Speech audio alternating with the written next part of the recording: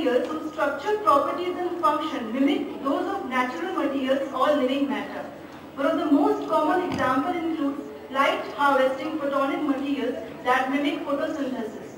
So, now let's start the session by inviting Dr. 13'Oct, Chair for Technical Session 2, to take her chair and to introduce the speakers.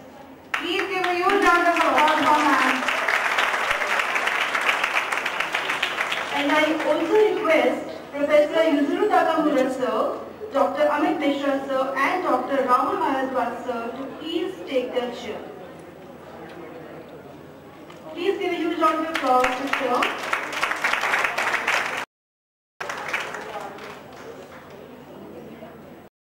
I'd like to present a formal welcome to Dr. Amit Mishra sir and Rahul Bharadwaj sir. For this I request our chairperson, 13'Oct ma'am, to please present formal welcome to sir. To Dr. Amit Mishra sir, please give a huge round of applause.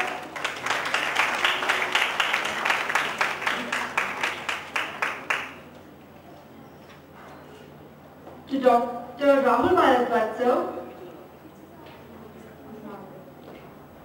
Thank you, sir. Thank you, ma'am. We leave it over to you. Thank you, ma'am.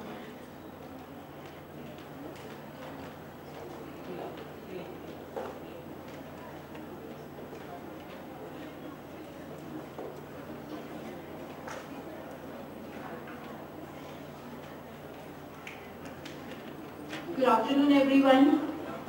It's my immense honor that I am chairing this session. I would really like to thank all of you and especially our director sir to give me the chance so that I can chair this session. As we all know that today we have the eminent speakers among us. So firstly, I would like to introduce the first speaker of this session, Professor Yuzuru Takamura. Sir has completed his PhD from University of Tokyo and is currently working as professor in School of Material Science, JAIF, Japan. Sir has more than 100 publications and is working on biochips, microfabrication and microfluidics.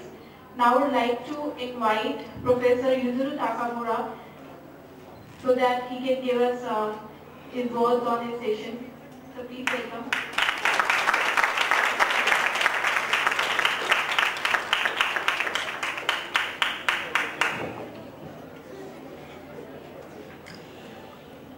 So good afternoon, ladies and gentlemen. My name is Yuzuru Takamura from JAIF.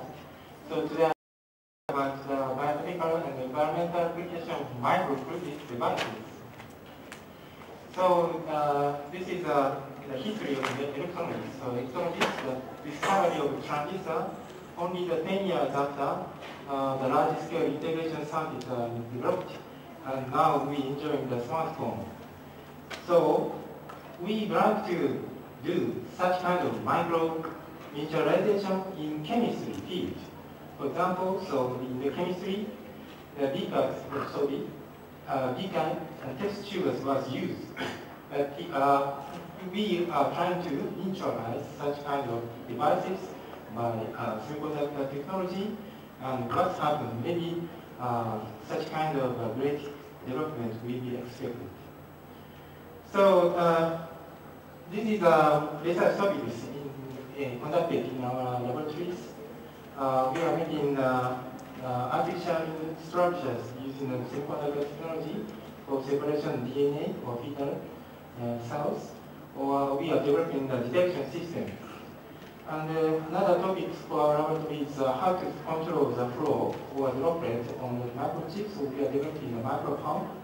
And we integrated all of them to some large scale, they integrated microfluidic devices, for especially the biosensor.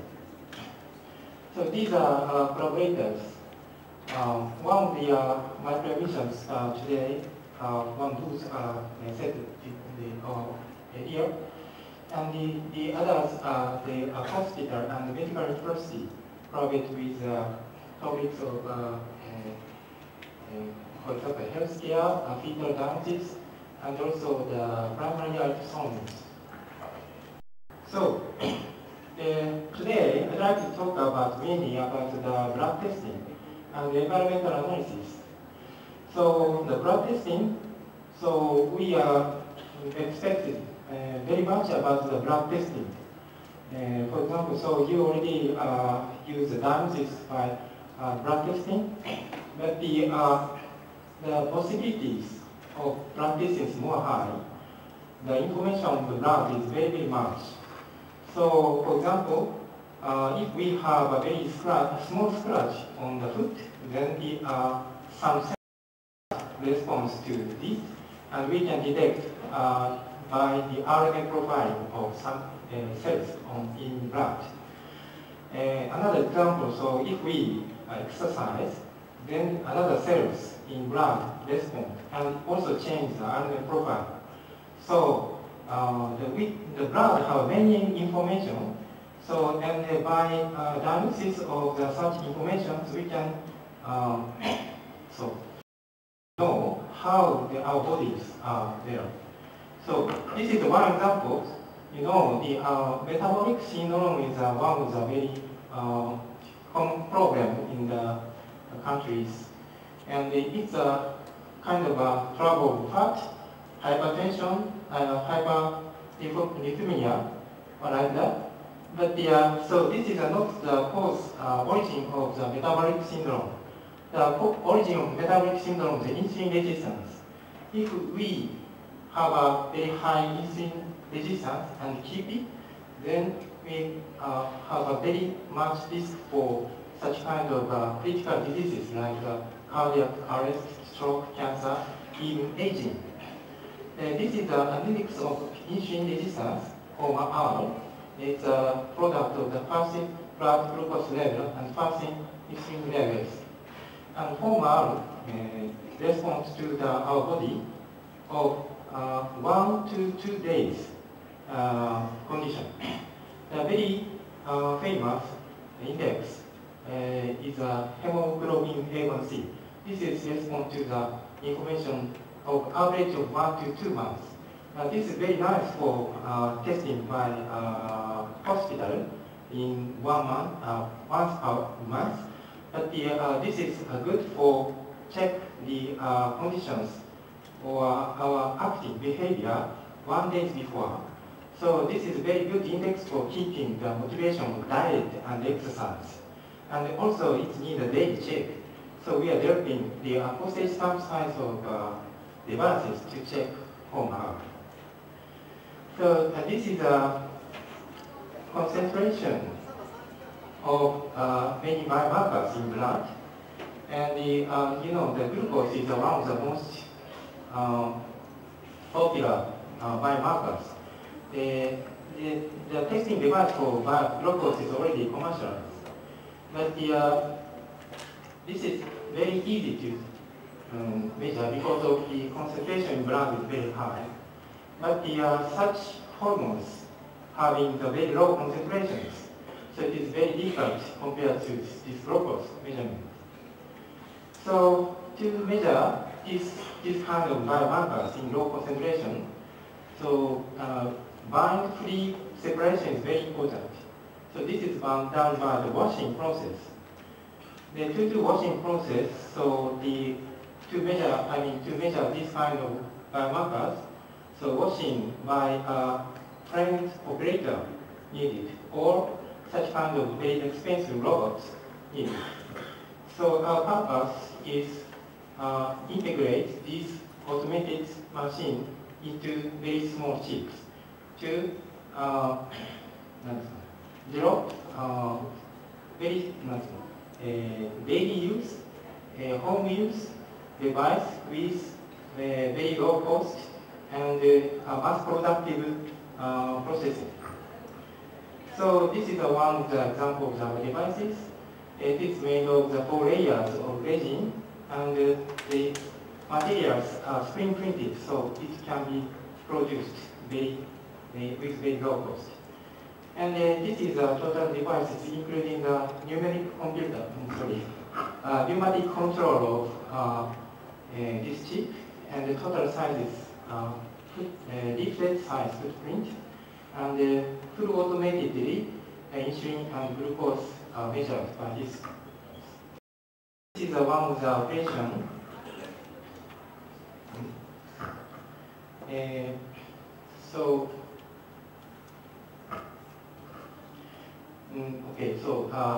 Here is a microphone, and using this microphone, the blood is introduced to the sensors, and the washing also automatically done by microphone. So this project is still ongoing, but this is one of the premier results for calibration curve of insulin and the clinical testing. So this result comes from the conventional ELISA, and these are measured by our chips on the walls, and these samples are introduced on the surface, and the antigen how to measure, so we want to measure, captured by antibody. Then the secondary antibody are introduced, and the secondary antibody linked with the enzyme. And after that, we put the substrate of enzyme. Then, if enzymes are there, if the antigen is there, then the enzyme changes the color of substrate. Then we can know the very low concentration with the amplification of enzyme. So, but this have many steps, requires many steps, and especially washing steps. So, we'd like to automate this just by dip the strip into the analyte. So here is one of our idea. So we just dip these strips, and these strips have several channels separated by a hydrophobic guide. So then the samples are immersed into the papers, and they separate into the two parts.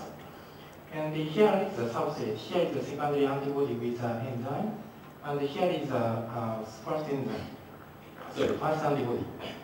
Okay, that has happened.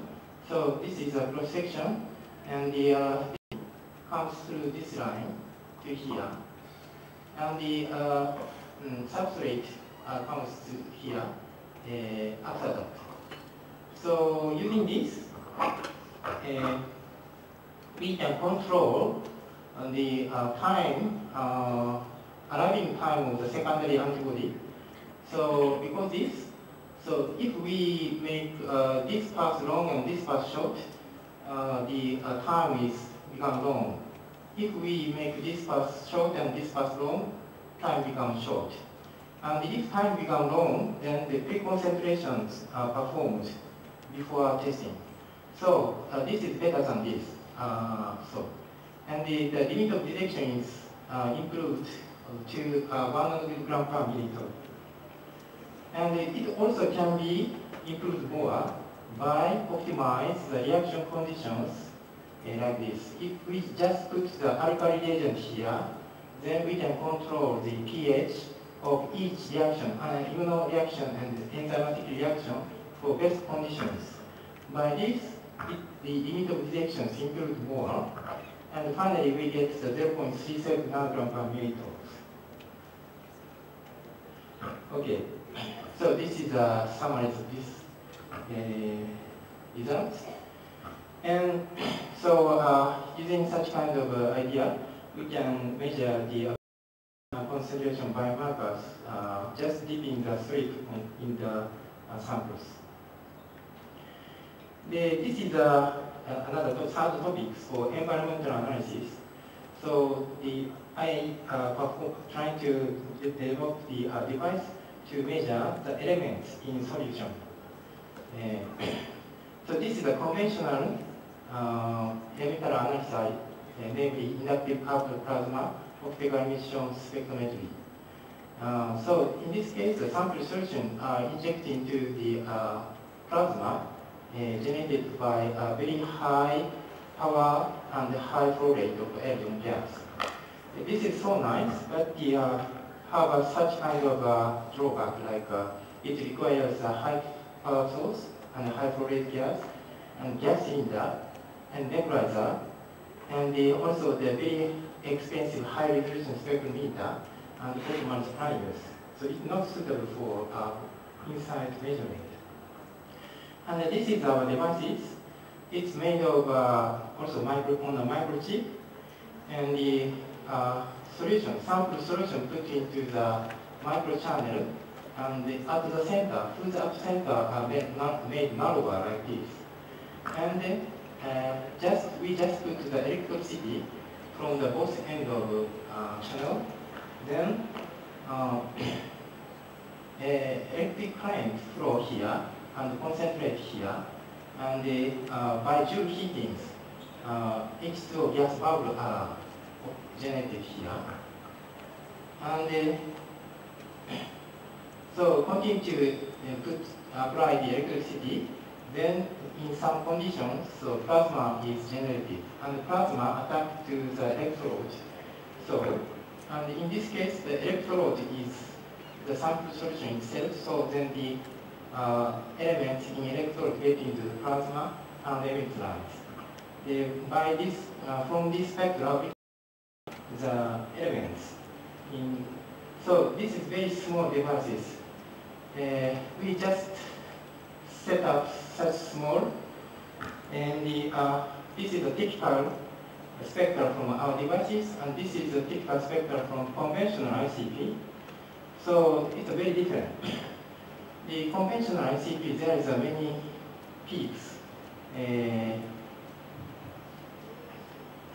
This is the peaks from the analyte. This is many peaks. This peaks from the argon plasma. But we have, our device have not such peaks. So it is a very low background and high sensitivity. So this is very suitable for a measurement. But why such difference occur? Because we don't use argon gas, so the no argon gas peak. And in conventional ICP, sample solutions are diluted by plasma gas very much before measurement. Our samples, in our method, the plasma gas generated from the sample solution itself. So in our case, the sample should not diluted. So the sample peaks very high. That's why like this. And this is also very interesting research. We measure the plasma temperature inside the microchip, and it depends on the size of narrow channel. When we make narrow channel narrower, then the plasma temperature is getting high. This is because of the pinch effect of plasma. And the high temperature is very suitable for element measurement. For example, this is arsenide measurement. With a narrow channel, that means the higher temperature, the arsenide peak becomes very high compared to the more wider channels. 30 micron, 50 microns get result in such big change. So, and this is one of the examples of cadmium measurement. This is the spectra after the background subtraction, and we can see the 0.001 ppm, so that means the 1 ppb peak very clearly. And this is the calibration curve for V using the code chip, and this is a resin chip. And the limit of detection for cadmium is about half ppb. This is a calibration curve for lead, and the limit of detection for lead is 5 ppb. This is better than the conventional ICP with a normal nebulizer, that is 70 ppb. It is also suitable for pre-consideration because our samples, our method requires very low samples, and so if we perform pre-concentration, it can be done with very short time, with very small amount of samples. So this is a comparison of the limit of detections. Our method is around here. With pre-concentration, it almost comes to the area of the ICP mass. So utilizing this high sensitivity, we can measure not only for elements but also the bioanalyte using the element tag. So we put the elements, some specific elements like silver, to the labeling of secondary antibody. Then after making the such complex, we dissolve the silver nanoparticle and we measure the concentration of this. Then we can measure the concentration of biomolecules. So this is one of the calibration curve comparison between normal ELISAs and ABP method detection. So it can be improve the limit of detection 2 orders. This is almost equal to the chemiluminescence. This is an example of the HCG measurement by this kind of method. So how much time remains?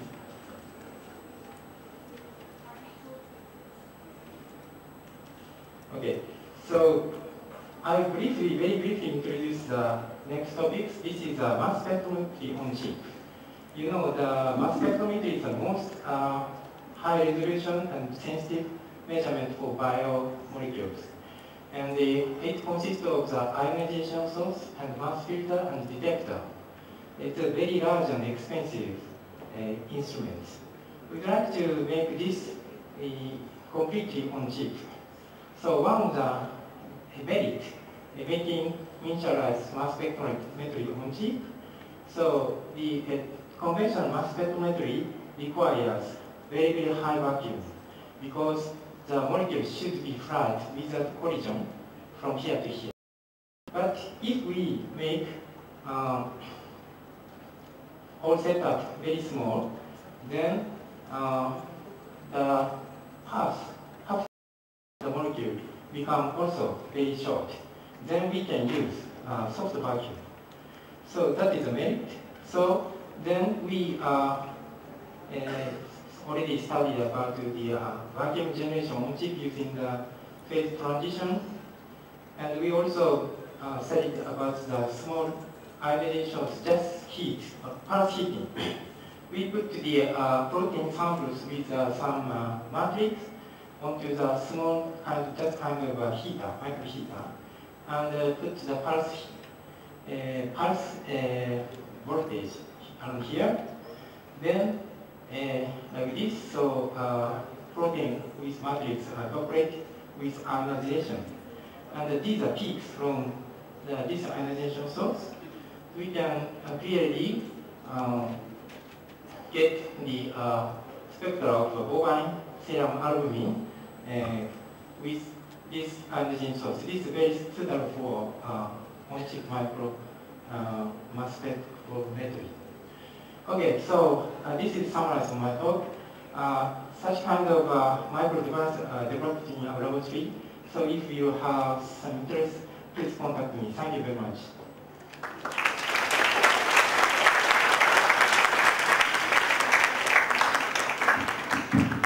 Thank you very much, sir, for the productive discussions on devices which are easy to use, time-saving, and reduce reagent consumption. And now queries are welcome from the audience. Any queries? Yes?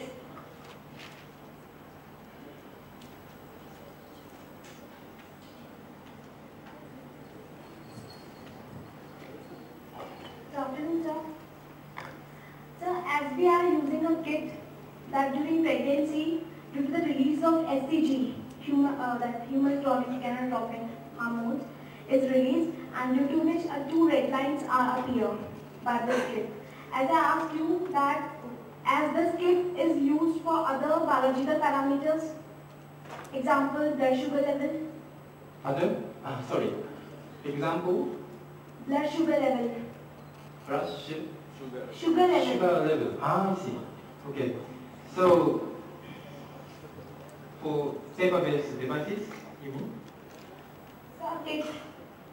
Sir, we are using a kit just like in the pregnancy, and due to the release, we are having 2 lines on the kit.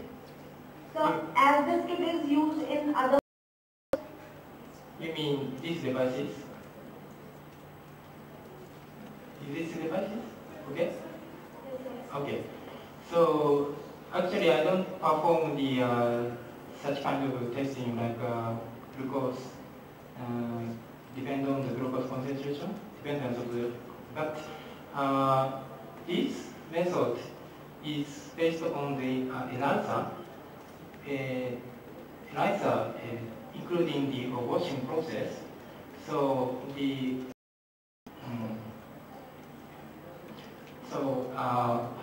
I believe that this kind of enzyme-based, antigen antibody-based measurement method, including washing process, are very stable for such kind of parameters. So I think it's not so affected by other biological parameters like glucose concentrations, but it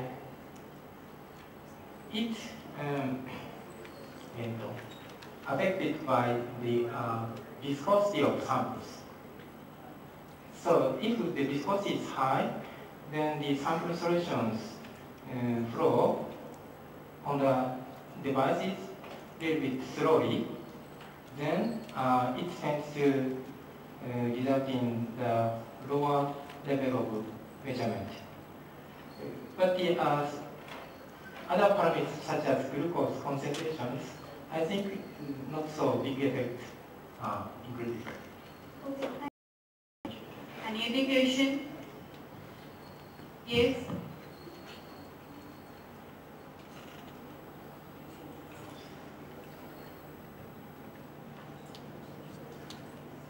Thank you for such a nice presentation. You have indicated in one of your slides LOD, limit of detection. Okay. Okay. So my question rests with the validation of ELISA. In usual methods, we go for SANCO guidelines, ICH guidelines for pesticides. Now in ELISA, which guidelines have you followed for the validation? Okay, so yes, so if we want to use these kind of devices for actually clinical use, validation is required. So, and okay, so in this I introduced several devices, and this device is most advancing for such kind of issues, and so we are now trying to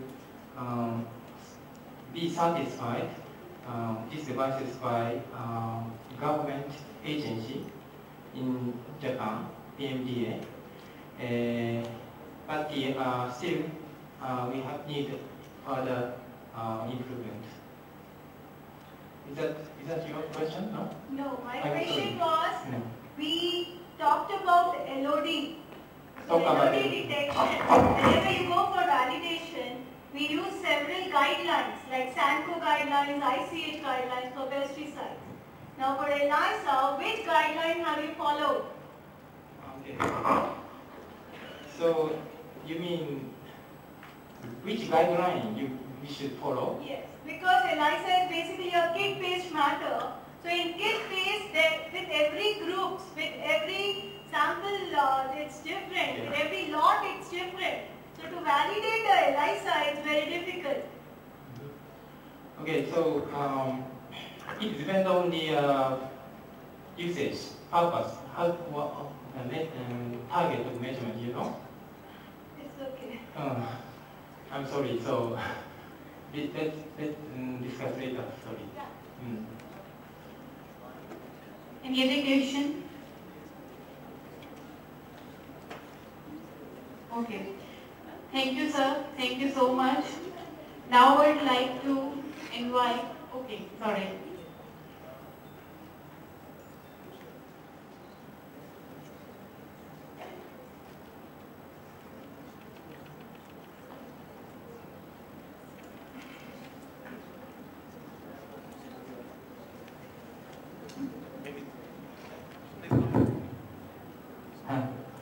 Professor Takamura, I have a small question.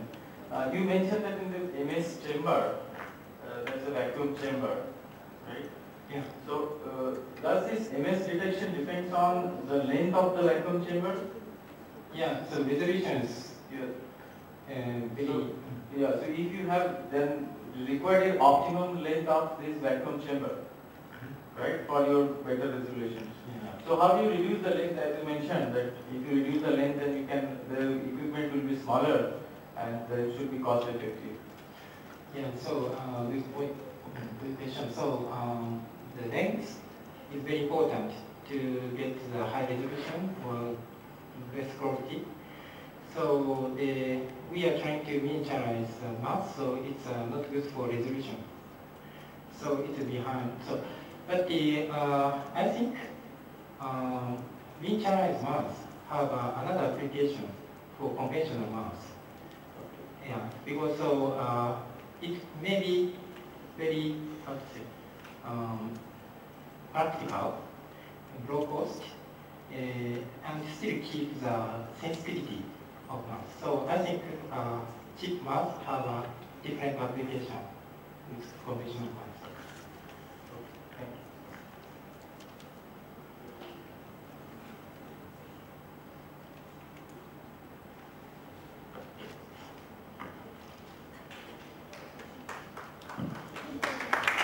Thank you very much.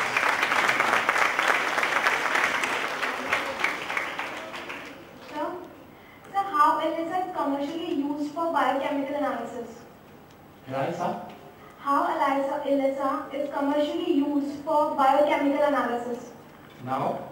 Biochemical analysis. Okay. So ELISA is very popular, you mean?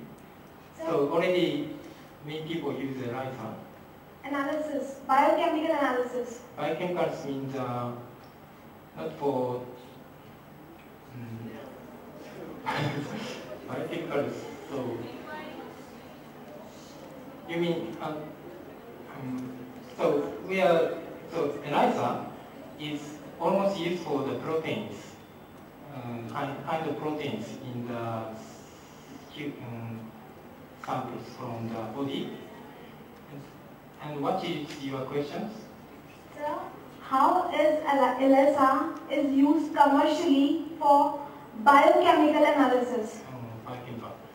So you mean biochemicals means what kind of samples? So I'm sorry. How it is done? How? I'm sorry. Go ahead.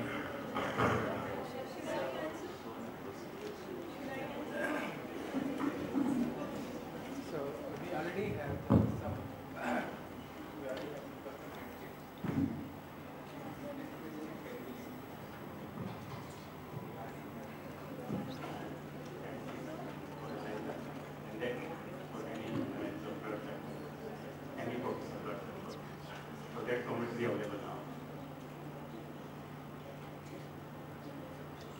So there are two types of chips. Also we have the paper chips where we have some antibodies, and that antibodies can help to detect some chemicals in cells.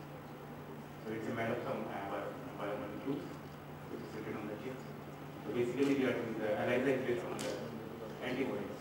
So antibody immunization. Next short question. With the permission of the chair, can I answer this little girl's query? Can I answer this little girl's query? Go ahead. Nowadays, industrially, there are so many ELISA based kits available. For example, folic acid, one of the most important vitamins which has been analyzed through the ELISA based chip. Okay? So that gives only 4 hours analysis, and we regularly do it in all the commercial labs. Cyanobugalmin is another molecule which is regularly analyzed with the help of this kits. And all this kit goes into the ELISA reader, which analyzes after the antigen-antibody reactivity has been done, conjugated with the substrate, and gives you the chemical eliminations. Okay? So it is analyzed within very small period of time. Thank you. Thank you so much.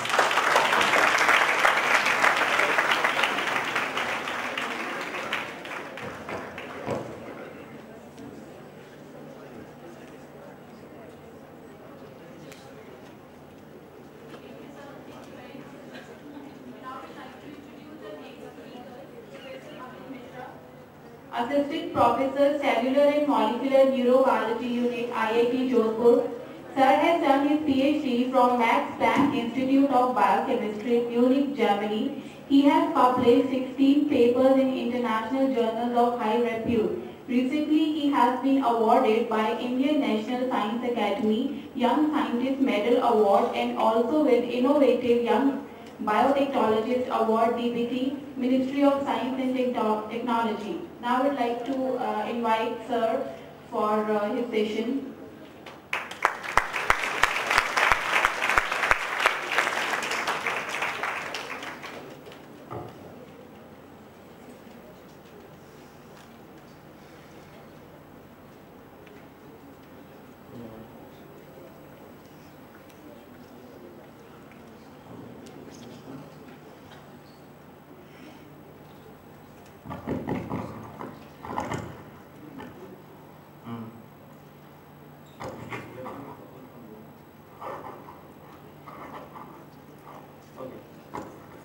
First of all, a very good afternoon to all the students, Professor Manish and Japanese delegates and other faculty members. And I would like to give my sincere thanks that Vyani College give this prestigious platform to present the recent research and results which we performed in our lab. And I just do a minor correction that I did my PhD from National Brain Research Center India and my postdoctoral was from Max Planck Institute. That is just for information. So the title of talk today is Cellular Protein Quality Control Mechanisms and Implications in Disease. This session may be a little bit different as compared to the earlier session. What we are learning from biological systems, and we can develop various equipments, routine course of activity, instruments. But my thinking process is a little bit different. When you are looking this world, certainly a few processes are coming in your mind and you want to apply those processes in your research work. When in morning I entered in this hall, in building, a very good quality control checkup I found. They will go to first check you at the gate, and then stairs, numerous students are there. They are going to be, cross-checked in the sense that there is the auditorium and you have to reach at the first place. So you think a process when this all activities are not present, where I took only 2 minutes to reach in the hall, it may take maybe next 10 minutes. What we can assume with this picture? This is a picture of a stadium where more than millions of people are present for a match. What can be possible when a wrong element can enter in this crowd? Maybe some explosive, maybe some bomb. Then, if a good quality control checkup is not there, within a few minutes a huge loss of population can be occurred. So, obviously, there are numerous steps to perform a good quality control checkup to do any major mass related activity. What can be possible in a cell? Can you take a human being from circulation and reach up to an organ? Then from the organ you reach up to a tissue level, and from the tissue level reach up to a cell, and from the cell use a confocal microscopy and or electron microscopy or cryo-electron microscopy and then see this biological world. And here you can see there are the populations of ribosomes, proteasomes, peroxisomes, Golgi apparatus, cytoskeleton networks, millions of molecules at a time cross-talk to each other. And if you are going to be zooming this picture, you are going to be found that interaction it has an atomic level. At an atomic level, every molecule cross-talk to each other and make multi-dimensional complex molecules. The most red material in humans are blood, the most green material in plants are chloroplast, and they are a proteinaceous material which have a three-dimensional structure to perform the activity. But how basically millions of proteins regulate the quality control mechanisms inside the cells or taking part in this process?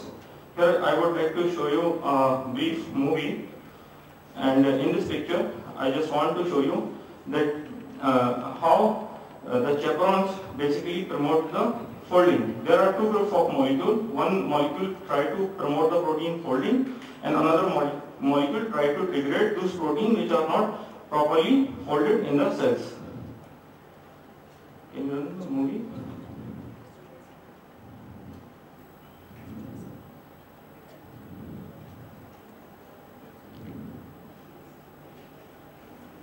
We are running from here.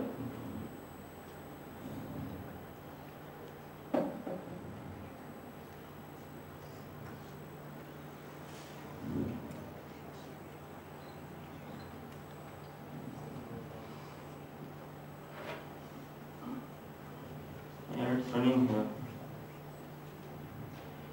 Can you give a display?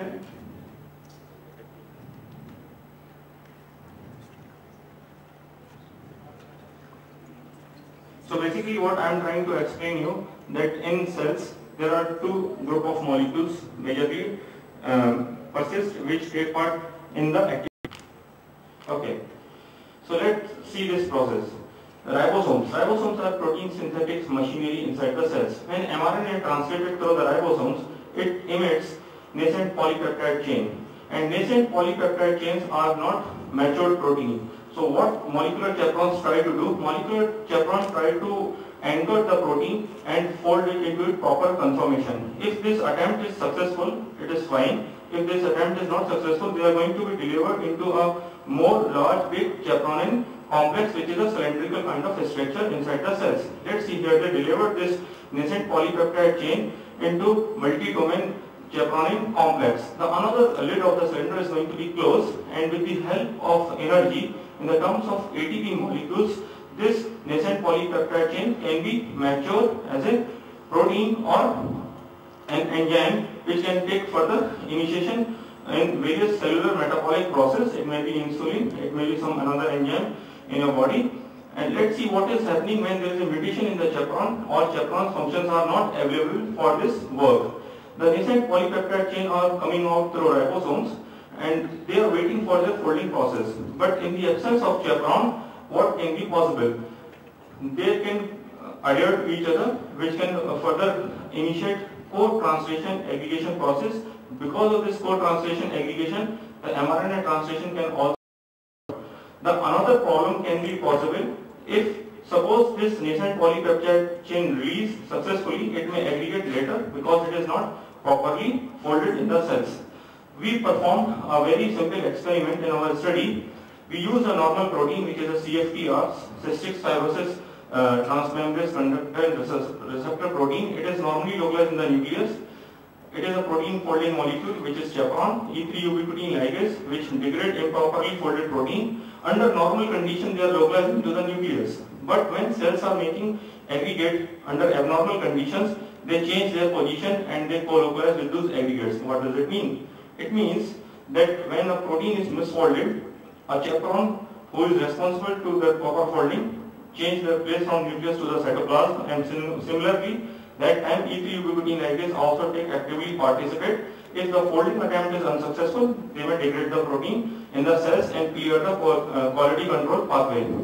This is a highly delicate balance inside the cells, because once this delicate balance is going to be lost, it can cause several non-curable diseases such as cancer and neurodegeneration. Recently we hypothesis where we showed that ubiquitin proteasomal system, it is a system in a cell which degrades an individual protein inside the cells or a specific protein.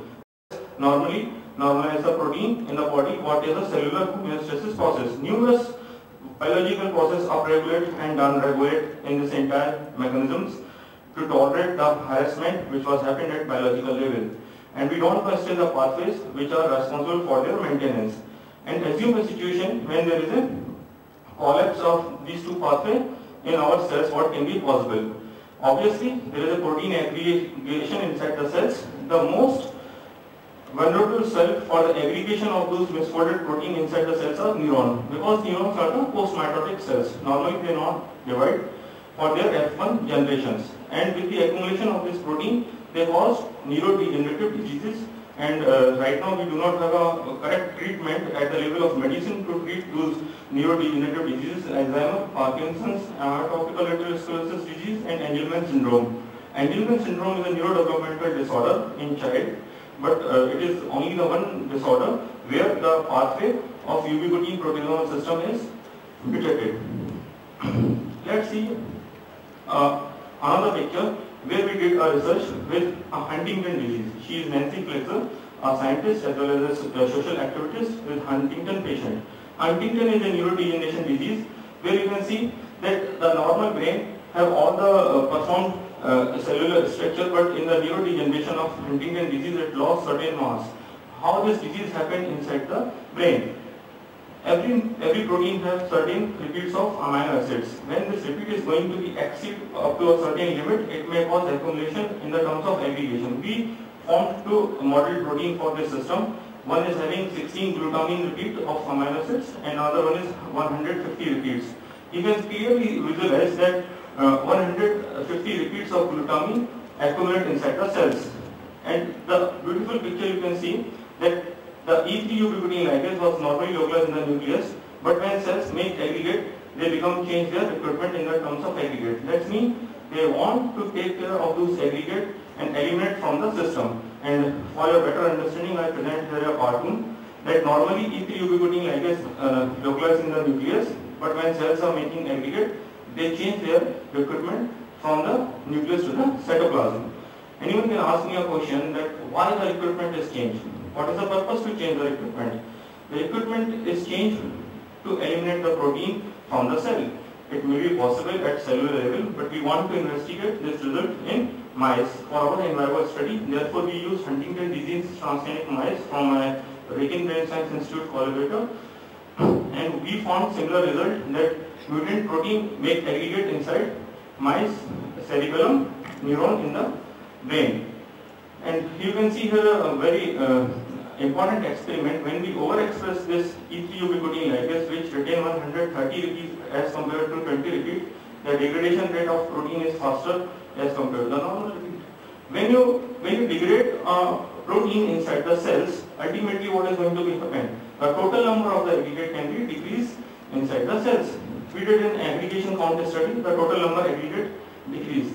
That time we think, suppose if we overexpress molecular chaperone which promote protein folding and the E3 ubiquitin ligase which degrade protein folding together, then cumulative effect should come out. And we found fortunately this result when we induce E3 ubiquitin ligase and chaperone together, the total aggregation load is very less and it is going to be possibly applicable at therapeutic level.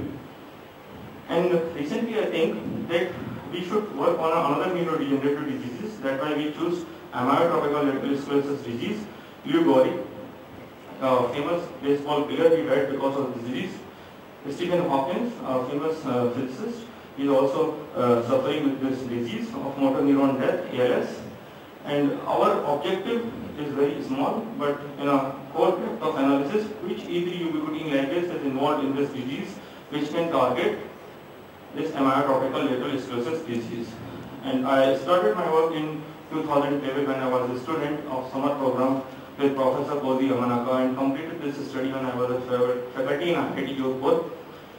In this project, what we found that the protein which we co-eluted through affinity chromatography, these are the known protein which are coming out through elution process, and this is a control protein which never come out. But you can see when we developed the same plot with SO1 antibody, we found the protein.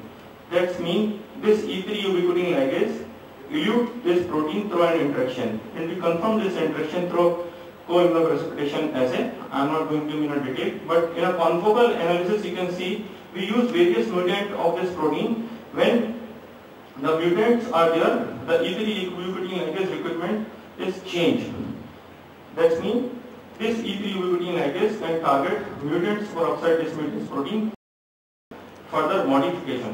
What kind of modification? Modification is mean in the terms of degradation or elimination from the system. Here you can see when we overexpress E3 ubiquitin ligase E6AP, there is a more dark line. More dark line means higher molecular weight derivatives of this protein, which is a signal that proteins are targeted for further degradation inside the cells. And then later we performed this study in mice again to give a depth of analysis in our result, and surprisingly in mice we found different result. because a cell behave in a different manner in a petri dish, but animal study behave in a different manner. We found that E680 mRNA level and protein level is dramatically reduced. And we think why it is reduced. If it is really protecting in nature, it should be more in amount to reduce that misfolded protein. But why it is reduced? That was a big question in our mind. And when we performed a confocal analysis of motor neuron, which we isolated from the spinal cord of the mice, what we found in a healthy mice, this protein was located into the nucleus, but in disease mice, it's completely lost from the nucleus and co-localized with the aggregosomes. Big aggregates are known as aggregosomes and co-localized with them. That means when cells are making bad or misfolded or non-native protein, the healthy protein, which is E3 ubiquitin also change their equipment, and that is a loss of function of this protein, and because of this depletion is going on in the mice. And we published this story in Neurobiology of Aging journal. Now anyone can ask me a question, how this balance can be possible? One pathway degrades a specific group of protein. Autophagy is another pathway which degrades a major molecular mass in the cells. We think there is possibly a micromanagement, or there is possibly a linkage in this process where they cross talk to each other.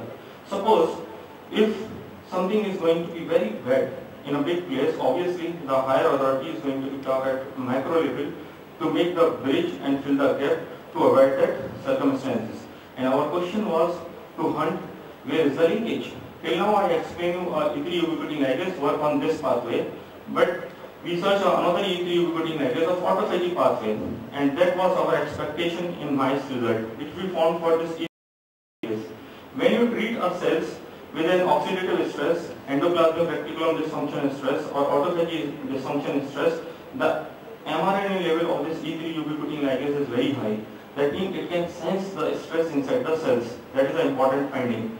And it also interacts with molecular chaperone. So the molecular chaperone is a common molecule which take part in this process. We published this research in a Nature publication group of journal, which is scientific report, and I'm not going to be detail of this experiment, but here this is a simple experiment with a very cheap microscope of just 30,000 rupees. Here you can see when you overexpress this E3 ubiquitin ligase in the cells, we confirmed by PCR analysis and Western blot, cells have become very healthy when there are oxidative stress inside the cells.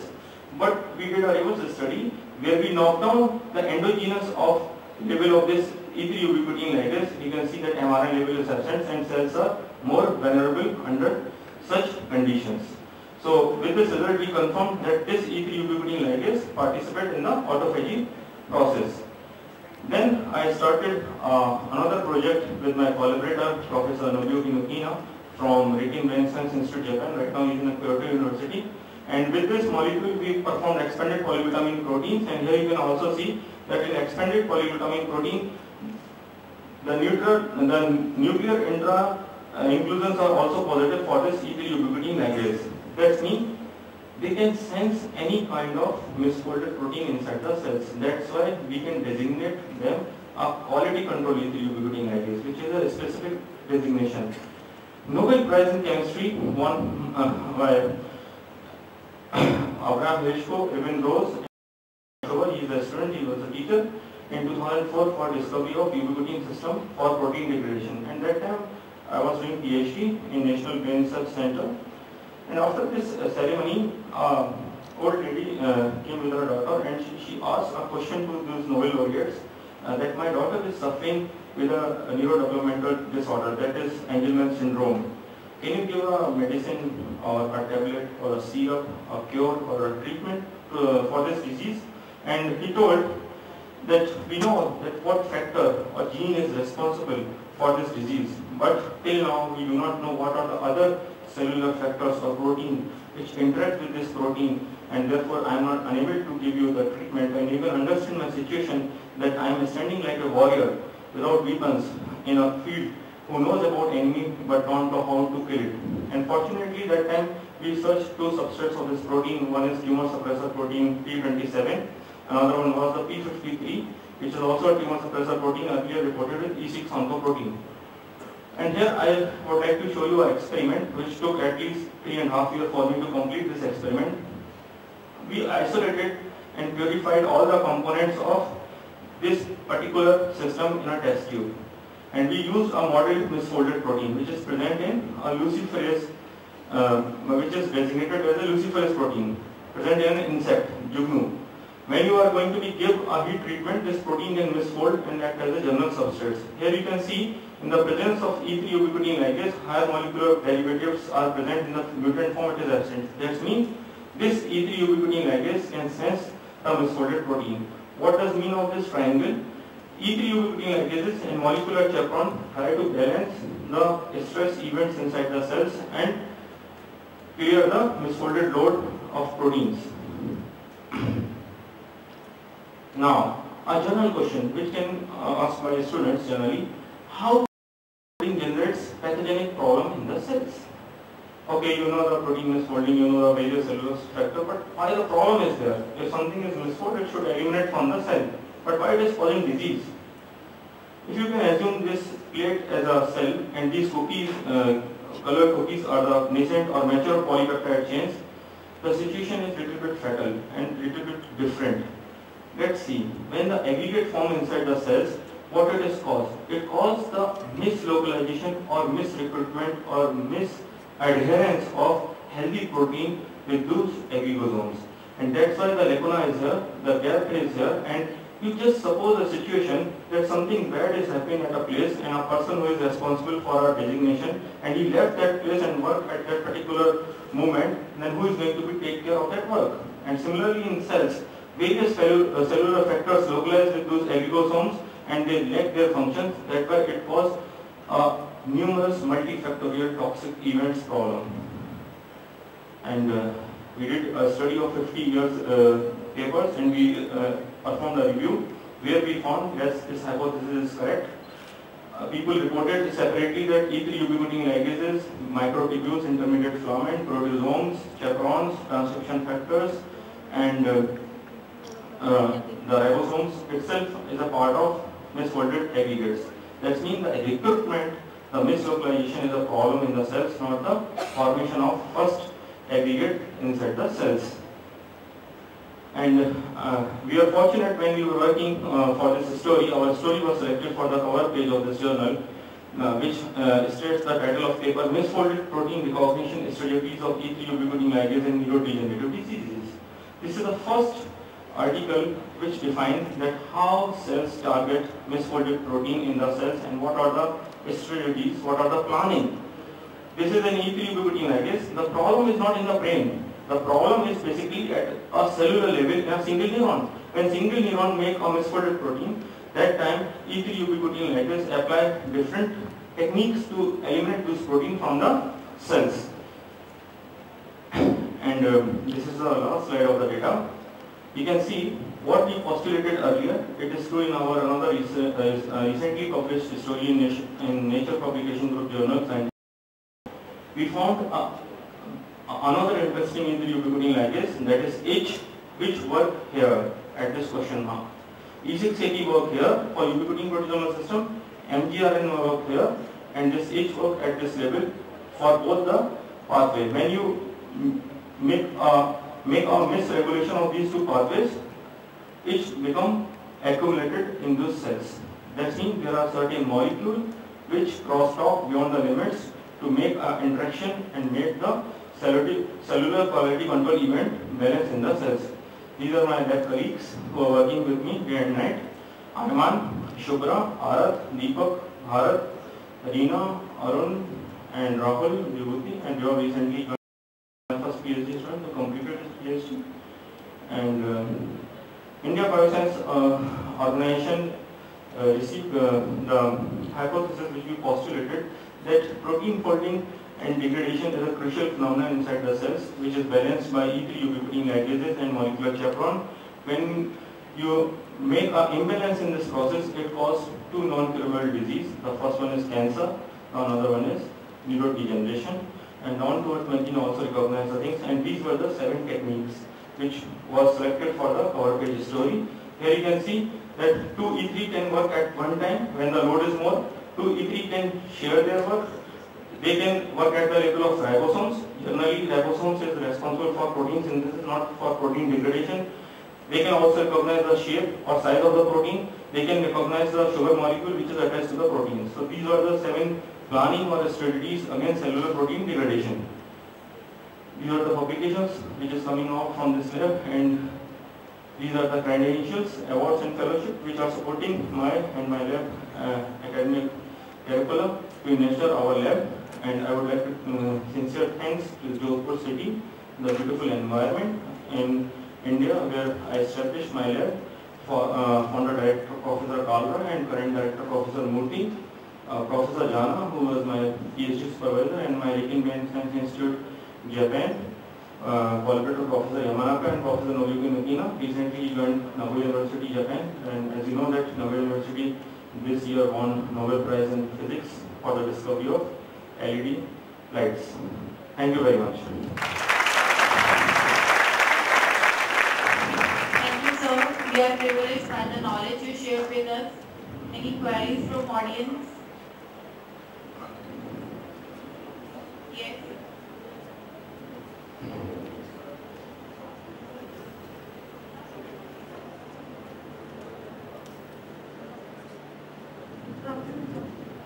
So, as if there is a neurodegeneration is there, neurogeneration is there, then the cell can be repaired by deregulation, or it can come in a physiological condition, its original physiological condition, because the nerve cells do not be regenerate.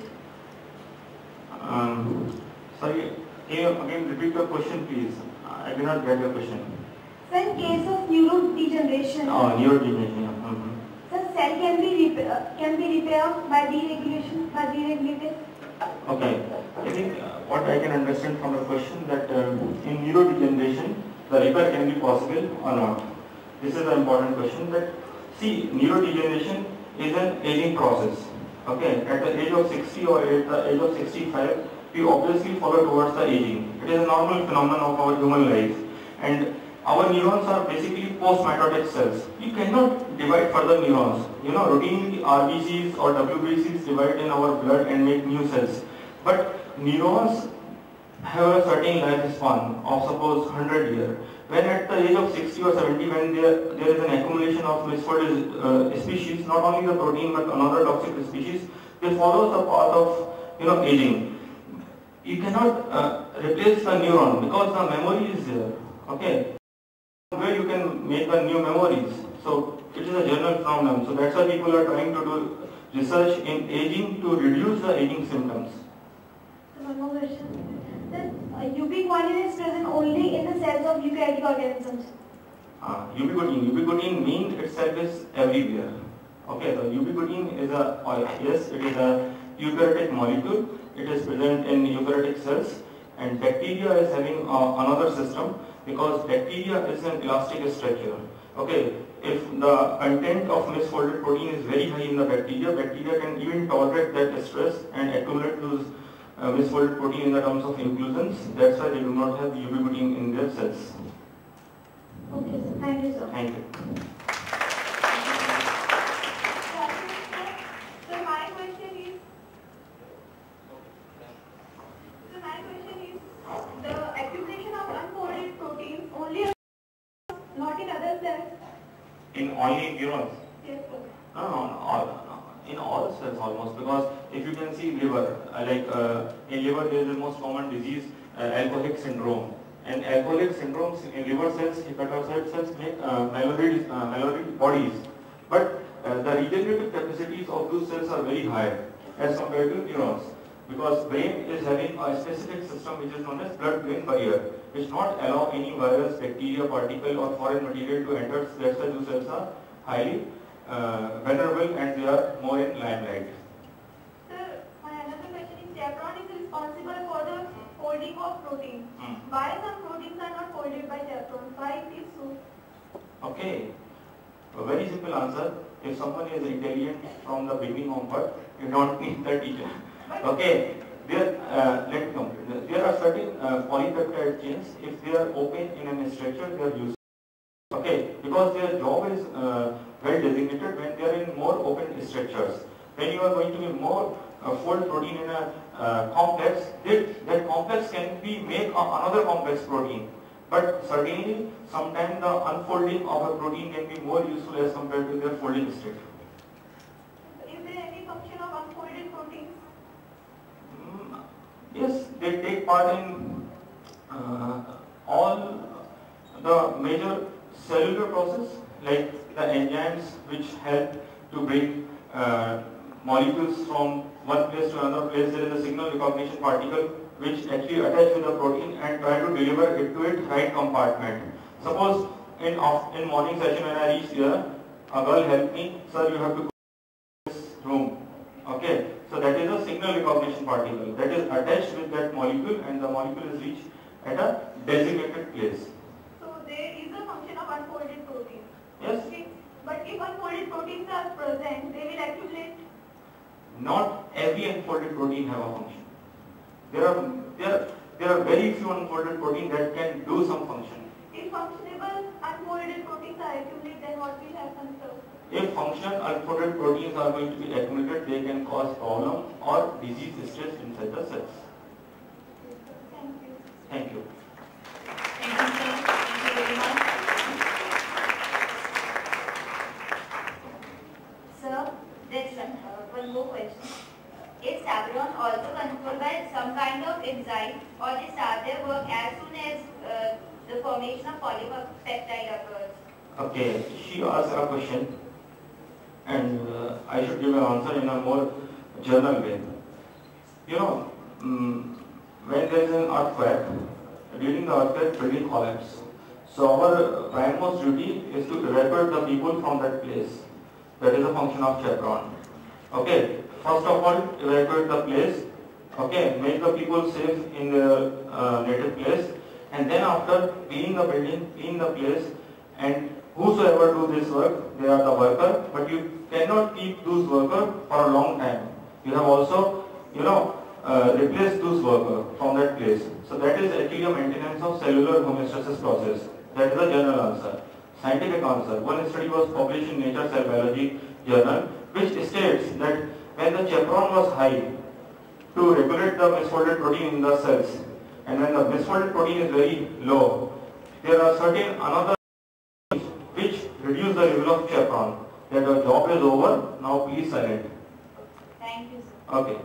Thank you, sir. Thank you very much. Now I would like to invite Dr. Rahul Bhardwaj, our next speaker. Sir has completed his PhD last month from Zayas in microfluidic biosensor.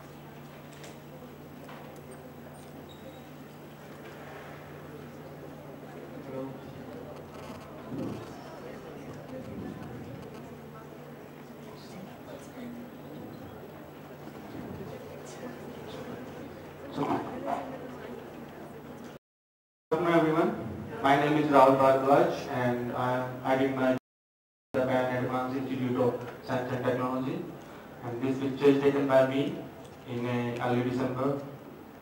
So the title for today's presentation is the development of an electrochemical programmable biosensor for the detection of metal ions. These are the presentation outlines. Introduction including the objective and the concept of the programmable biosensor system, the fabrication of microchip and synthesis of peptide probes and result discussion, and after that I will conclude the main results of this presentation. So we start with the introductions. As we all know, the heavy metal ions are required for the human body, but the excess amount of the heavy metals is toxic for our health. And so how can I increase it?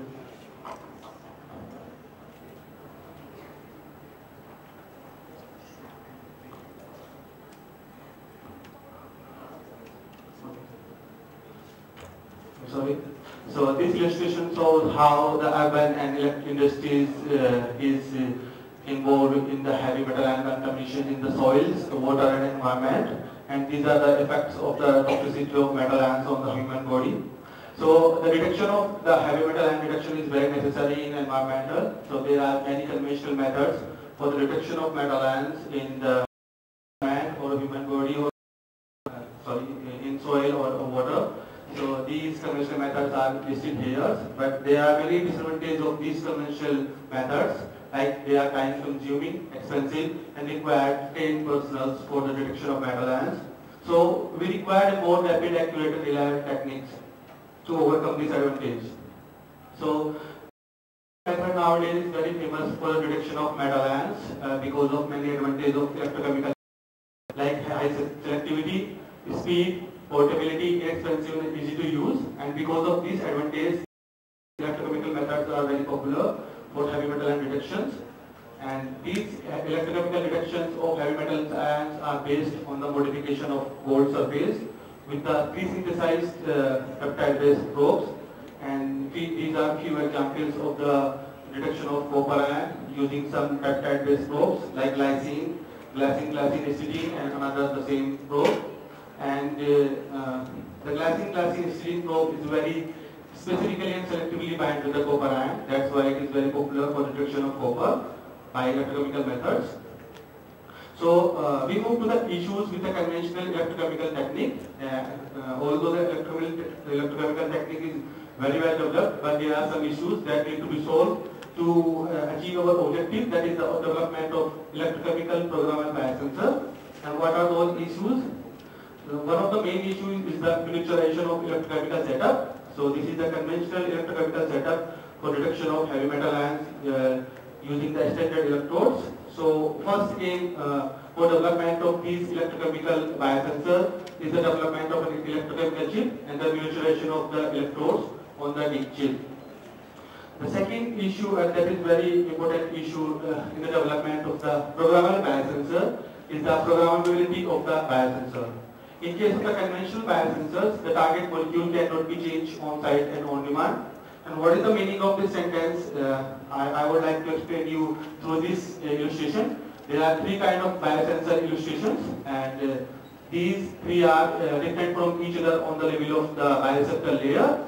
And each bioreceptor layer can specifically bind with the specific target molecules. Like in this case, this target molecule, and this probe can bind with this target molecule. In the same way, the third one. So because the probe molecule is pre-immobilized with the transducer, so we can it can only bind with one target molecule. So we cannot change the probe molecule, hence we cannot change the target molecule in case of the conventional biosensor system. So these are the two main issues that need to be solved for the development of the electrochemical programmable biosensor systems. The next slide shows how we can solve these issues. This is the previously pre-immobilized probe-based biosensors, and we propose the concept of the, instead of the pre-immobilized probe-based biosensor, we give the idea of on-chip synthesized probe-based biosensors. So instead of pre-immobilizing the probe, we integrated electrochemical chip having the electrodes with the transducer surface. So in case of the proposed concept, if we want to detect this target molecule, we can synthesize a specific probe, and in the same way the desired probe can be synthesized for the detection of the selective target molecule. So this is the concept of the programmable biosensor system, and how it can solve the issues are here. The specific probe can be synthesized on site, so the target molecule can be flexibly changed. And in case of pre-mobilization is no further required because we are synthesizing directly on the chip. And the stability of probe is also not an issue because in some cases biological molecules are not stable. And so stability of probe in this case is also not an issue. So these are the objective, point 5 objective, just to remind you what is the objective of this research work. The development of an electrochemical chip with the integration of electrodes, the on-chip synthesis of peptide-based probes, and the detection of metal ions using a synthesized probe on the chip, and the copper ion detection using the deep peptide probe. I will describe it later. So we move to the experimental part, and this slide shows the fabrication of the electrochemical chip, and this is the process how we fabricate the microchip. So there are two parts of this chip. One is the PDMS having the microchannel, and this microchannel are obtained by microlithography process. And the second one is the glass chip having the gold electrode, and it is developed by the evaporation of metals using the AV evaporation machine. And after that we bonded these two parts with each other, and we put the inlet outlet tubes. And this is the photograph of the chip. And you can see the gold center electrode, the working electrode, and side electrode are counter electrode and the reference electrode. And there is a PDMS chip for the flow of solution through the electrodes. So now this slide shows how the system works. So we use the syringe pump for the flow of solution from this side, and solution can flow through the microchannel of the PDMS, and this is the outlet. And these are the connection pads we can attach directly to the electrochemical potential state system. So, and these are the details of the microfluidic PDMS chip and the glass chip having the electrodes. So after the development of the chip, we move to the how we synthesize the peptide probe on the surface of gold. So first, for the synthesis, before the synthesis of the peptide probe, we modify the gold surface using linker molecule, and that linker molecule have a thiol molecule and an amino group, and thiol group is having a very good affinity with the gold. So it makes a SAM layer within 4 hours in a dark room. And then we did the solid phase oligopeptide synthesis for the growth of peptide over the electrode. And how peptide will grow on the modified electrode is illustrated here. There are mainly 4 parts: the coupling and the washing and the reproduction and washing again with DMF. In the coupling one, the amino group will attack on the activated carboxyl group, and an amide bond will form. And then we perform the washing steps to remove any remaining coupling region from the chip. And then again we perform the reproduction steps to remove this ethmo group from the to make it activated. And then again we will perform the washing steps to remove the reproductive region from the chip. And if we repeat this cycle many times, we can grow the peptide, and it is up to the desired sequence of the peptide. After the synthesis of peptide, which is GGG, that is very similar to the very selective sequence of the reduction of peptide, that is GGH.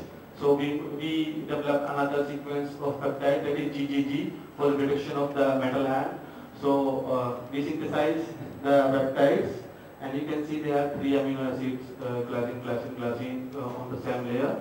And after the synthesis of the peptides, we concentrate the electrode with the copper ion solution in PBS. The copper make a tetra complex with the amino groups, and we can detect the copper by the DPP measurement, that is the differential pulse voltammetry measurement, electrochemical method.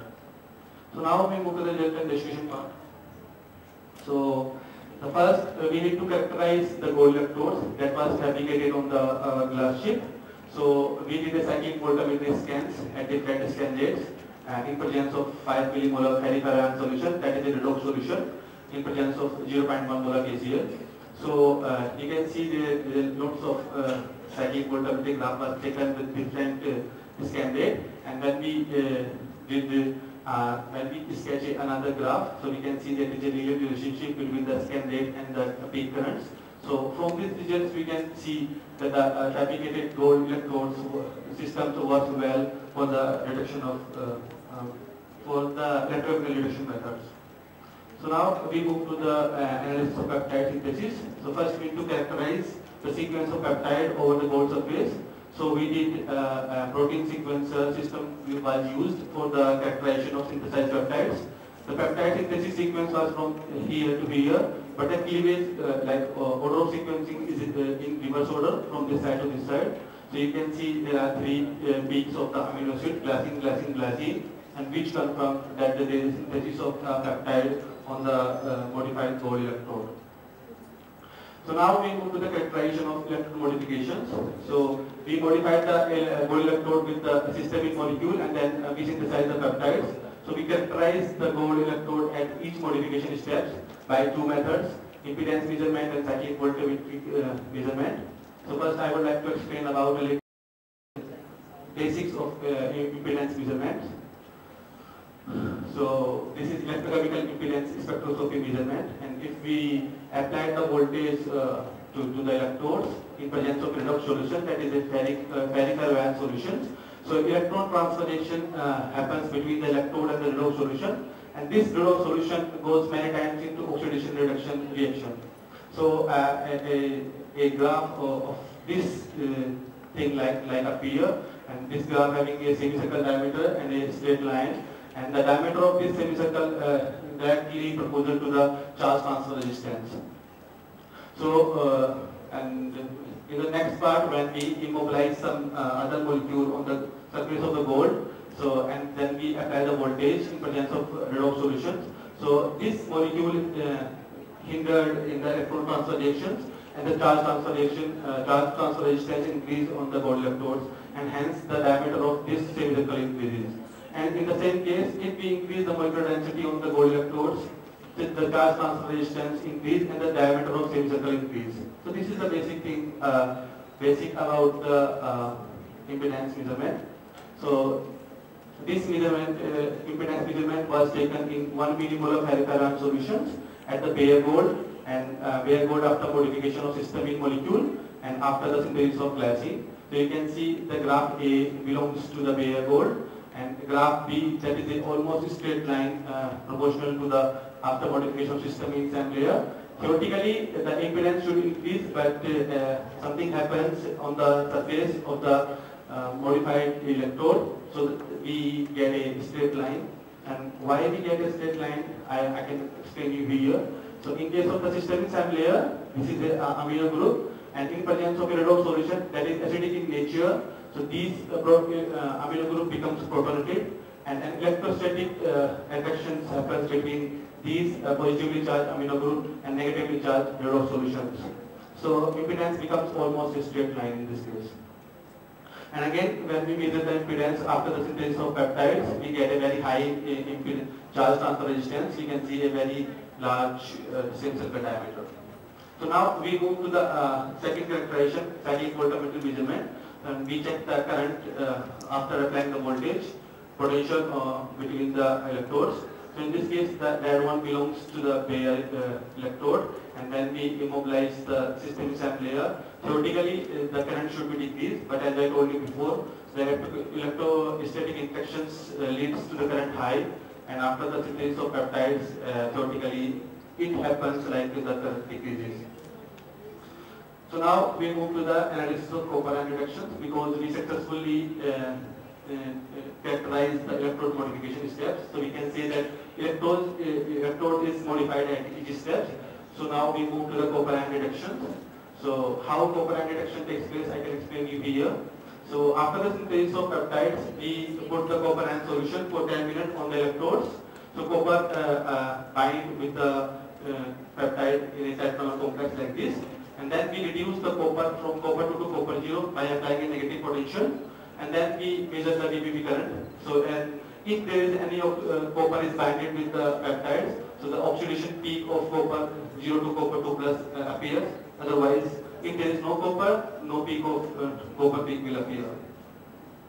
So the analysis of copper ion was did by differential pulse voltammeter measurement, and it was recorded at each modification step of gold electrodes to confirm that that GGG is selectively bind with the copper ion. So it was taken in 0.1 molar PBS solution at bare gold, and after modification of system in there, and after peptide synthesis, and after pre-concentrated the electrode with the copper ion. So in case of only D, when the electrode is pre-concentrated with the copper ion solution, we can see a very sharp peak of the copper oxidation, which confirms that the synthesized peptide probe can bind well with the copper ion. For the calibration curve and reduction limit, we again took the dBV measurement at different concentration of the copper ion solution from 1 into 10 to the power minus 4 to 1 into 10 to the power minus 7 molar copper ion solution in PBS. And in the graph, you can see from A to E. A is the blank sample without any copper ion. Then increase the concentration, the peak current is increasing. And from this graph, we can calculate the LOD of the system, and it was calculated 1 into 10 to the power minus 7 molar. So again, we move to the regeneration of electrode that is required before each measurement. So before each measurement, we put the EDTA solution on the electrode and we applied a potential of 0.5 volt for 60 seconds to check that there is any bounded copper with the peptide or not. So the graph A belongs to the DP measurement in the newly generated electrodes. So there is no peak of copper because there is no copper accumulated. And B graph, you can see here the good peak. So it is after 10-minute accumulation in 1 into 10 to the power minus 4 molar copper ion, and then we remove the copper ion by using the EDTA solutions. So in the graph C there is no peak of copper, that is by EDTA solution we completely remove copper from the electrode. And to check the selectivity of the electrode, we again put the copper ion solution in the D, in the curve D, and you can see there is the same current peak or copper oxidation observed after the regeneration of electrode. So in this part, there is the main conclusion of the chapter. The novel design of electrochemical PDMS chip with 3 electrodes made of gold was developed compared to the conventional electrochemical setups. Second conclusion is direct synthesis of peptide probe on gold surface was achieved for the first time. And the on-chip synthesized peptide probe was used for detection of copper ion with LOD of 10 into 10 to the power minus 6 micromolar range, and hence we demonstrated the development of a level-free electrochemical biosensor system for the detection of metal ions. And the other heavy metal ions detection is also possible by synthesizing the specific probe of peptide on the chip. And I would like to thank to my professor Yuzuru Takamura and Jayas for supporting me. Thank you so much.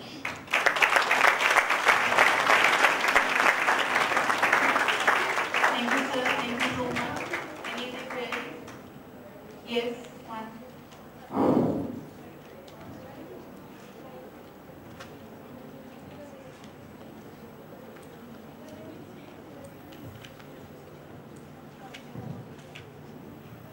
Good afternoon, sir.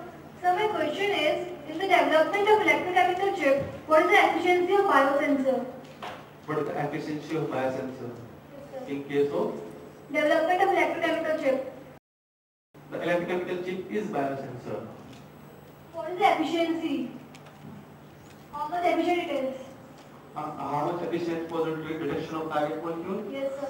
So it is up to the detection of the like selectivity of target. It is depend on what kind of target we choose. In my case, I am focused on the metal ions, so we can detect any kind of metal ions with the known probe peptide sequence. So we can synthesize the peptide sequence and we can detect the desired target molecule like metal ions.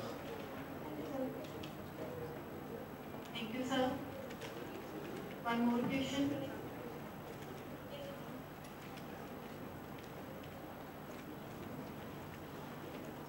Sir, good afternoon, sir. Can you please tell the metal ions which affect the environment the most? Like what all you explained is mainly for copper and... Yeah, so there are many other heavy metal ions which affect the environment the most, like lead, zinc, mercury, and cadmium. That is the mostly we focus on the lead and cadmium and zinc and mercury. So there's many heavy metal ions which affect the environment most. And what all you explained is only for copper. Yeah. If we want to detect for any other metal ion, do we have to change the probe? Actually, my work is ongoing, so still I just completed for the detection of copper ion. But my next target is the detection of cadmium. So that is having a sequence of 4 amino group. So the peptide sequence probe having 4 amino group. So my next target is detection of cadmium by synthesizing the next sequence of peptide probe. Thank you, sir. Thank you. Thank you, sir. Now I'd like to invite one more question. Why gold love with sulfur? Sorry? Why gold love with sulfur? I'm sorry. Why gold? Love with sulfur. Love with sulfur? Yeah. So the introduction of sulfur. As in your material, you take, I think, cysteine. Cysteine have 2 ends. One nitrogen containing and another is a sulfur containing. But In your study, sulfur containing add attached with gold substrate. So how you confirm gold attached with sulfur and why gold attached with sulfur? First of all, it is a very well known knowledge about sulfur is having a very high affinity towards the gold. It is very basic knowledge, but it is confirmed by other factors like if the ammonia is attached with the gold, so there is no formation of the peptide on the gold surface. But it can be confirmed by many other methods, like we can do the AFM test, AFM technique analysis, no test. So there's many other technique also like SPR, so we can confirm like XPS also. So we can confirm the attachment of copper, attachment of sulfur to gold or attachment of nitrogen to gold. Maybe nitrogen and can be attached with gold? No, there is Why no not? such kind of interaction between them. Yeah, definitely, but why gold attached strongly with sulfur compared to nitrogen? Why? I think it is not. I cannot explain you like this why it is just interacted strongly, but it is a very basic knowledge about the sulfur interaction with the gold surface and very strong interactions. Okay, thank you. Thank you so much. Professor Yuzuru Takamura, please come on stage.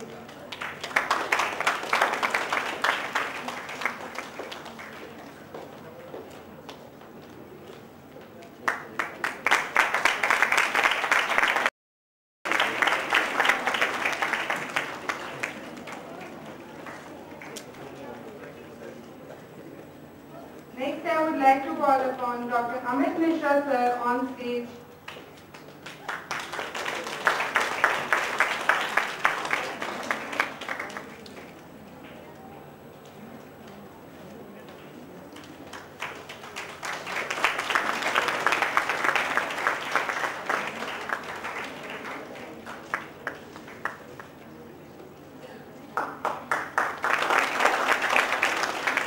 Dr. Rahul Bharadwaj, sir, please.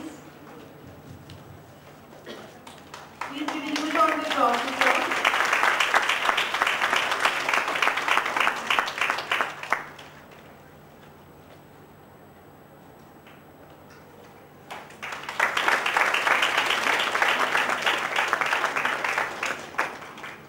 Thank you, sir.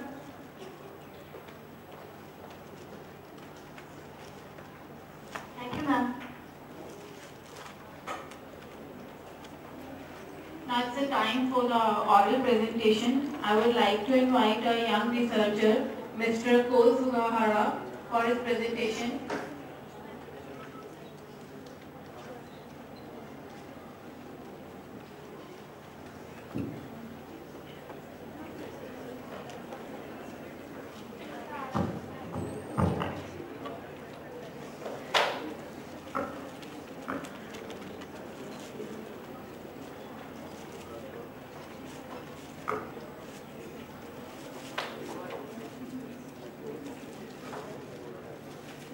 So there are rules for presentation. You have got 15 minutes time, 12 minute time for your presentation and 3 minutes for the question answer session. After 10 minutes, 12 minutes and 15 minutes there will be a buzzer, and so you have to finish your present within the time duration.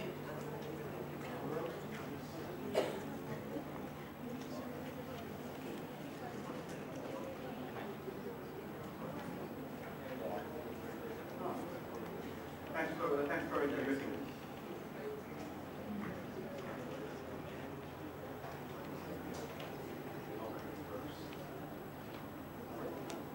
Hey, thank you for introducing. Good afternoon, all of you. My name is Ko Sugahara, a PhD candidate student in material science in GIS. It's so nice for me to have a presentation today. Now, I'd like to have a presentation, and its title is Physical Property Change of Biometric Membrane by Local Acids. Now, let's begin. So, fading signals occurs when the cell adapts to stimulating substances coming out from other damaged cells, like this. And we can transmit to the brain by converting into the electric signals that stimulus. Local anesthetics, LA as a shortened call, are known to deactivate sodium channels that are related to the occurrence of electric signals. And shut off in the transmission going through the cellular membrane. However, mechanism how to LA attract these channels is still unknown. In current study, LA has been considered that they are directly bonded to the sodium channels and show the influx of sodium ions by acting specifically. However, in recent days, because of the relation between hydrophobicity and strength of LAs, the indirect effect of channel proteins through the change of physical property changes of cellular membrane has been suggested. Cellular membrane, where the ion channels are exist on, is formed with lipid bilayer structure. In recent years, cellular membrane is regarded as a platform for signal transmission going through our bodies. Moreover, on the surface of cellular membrane, there is a specific structure called graph domain. This typical structure is rich in saturated lipid and cholesterol, and has an ability to localize integral proteins related to signal transmissions. From these reasons, our research team focused on the physical property change of biomembrane due to the interaction between local acids. In our lab, we focus on cell-sized liposomes, the biomimetic membrane formed lipids, to analyze physical property change of membrane by the presence of LAs. Liposomes is the name of molecular assemblies formed with amphiphilic lipids, like phospholipids that are main components of biomembrane, assembled by hydrophobic interactions. To use cell-sized liposomes has many benefits for us. First, we can easily control and reproduce their components and structure like at the actual cells. Moreover, we can observe them directly in real time by using optical microscope because of their large size over 10 micrometer. Furthermore, graph-like structure, which is involved in the signaling systems, can be reproduced as a very separated domain structure from on the surface of membrane. Based on these advantages, in the study, we set up our objective to clarify interaction between biomimetic membrane and LAs, and analyzing physical property change on liposome present in LAs. For the purpose of achievement, we have planned follow 3 experiments.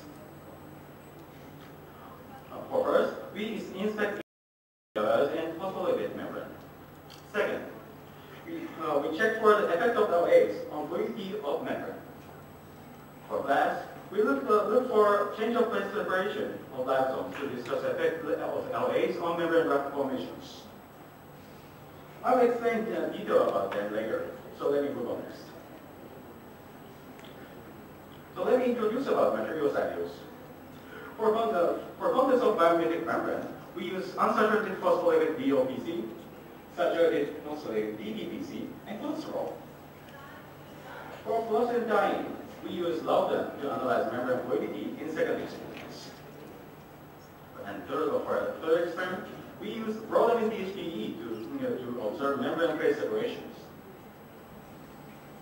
For additives, we use 2 kinds of LAs that are lidocaine and tetrocaine. Both LAs are often used for surgical operation.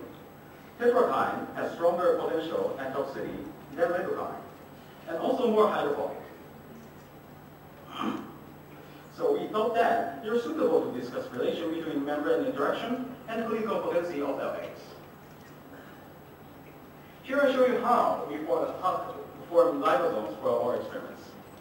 Liposome solutions are made by natural solid method. First, we put main components of membrane that are lipids and fluorescents, local anesthetics into organic solvents. After that, we dried up all of organic solvents inside by blowing nitrogen gas and put samples into the vacuum device and form molecular films like this.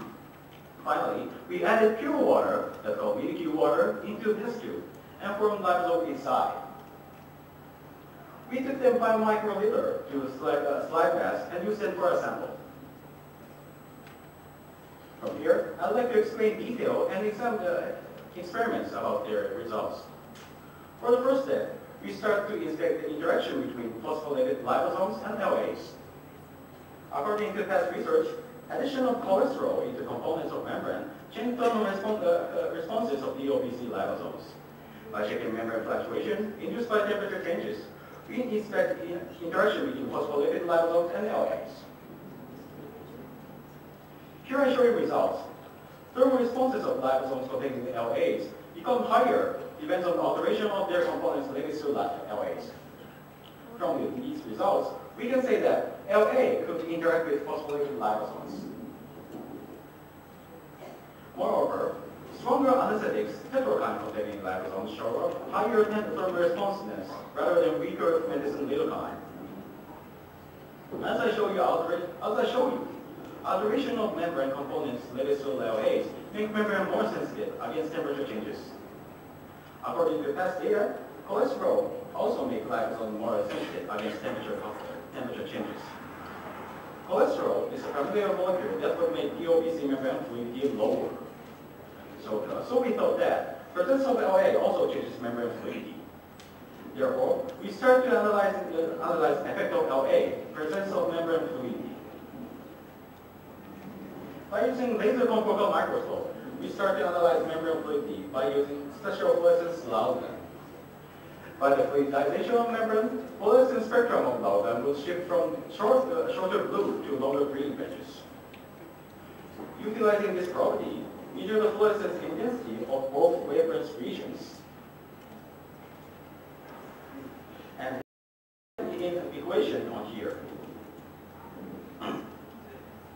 We can figure out GD value that will show the relative fluidity of membrane. The membrane, which has relatively lower fluidity, shows higher GD value. On the other hand, fluidic membrane shows relatively lower GD value. Here I show you the results.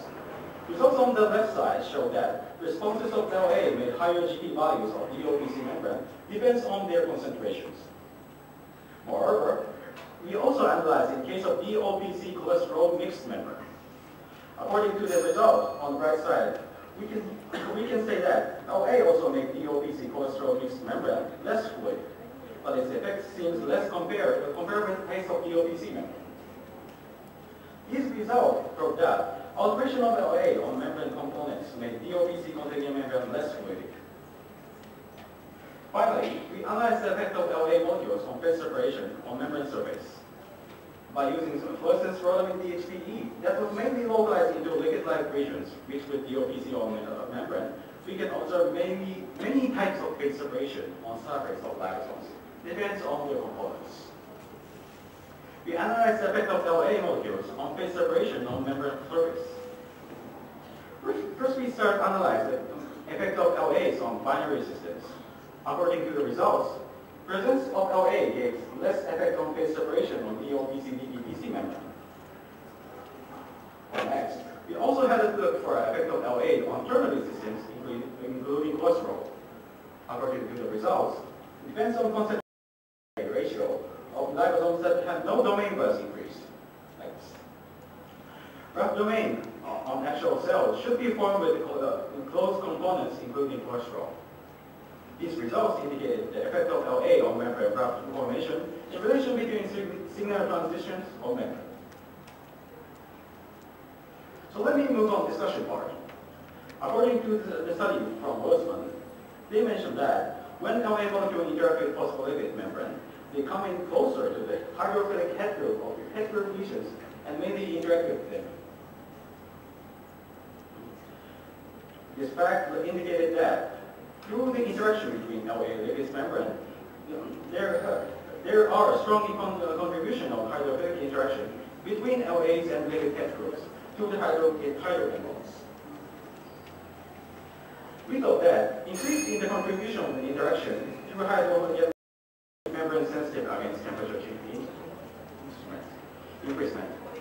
When the temperature increase, condition of this interaction become unstable and activate movement of water molecules coming in and out beyond the membrane.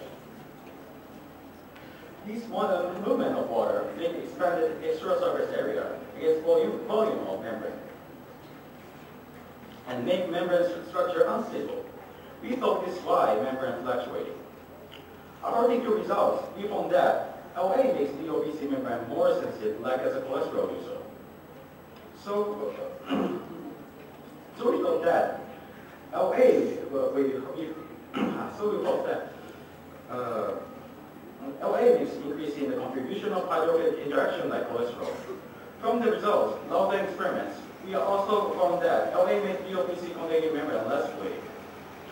This fact indicated that LA molecules make tight but thermal unstable binding with hydrophilic regions of phospholipid membrane.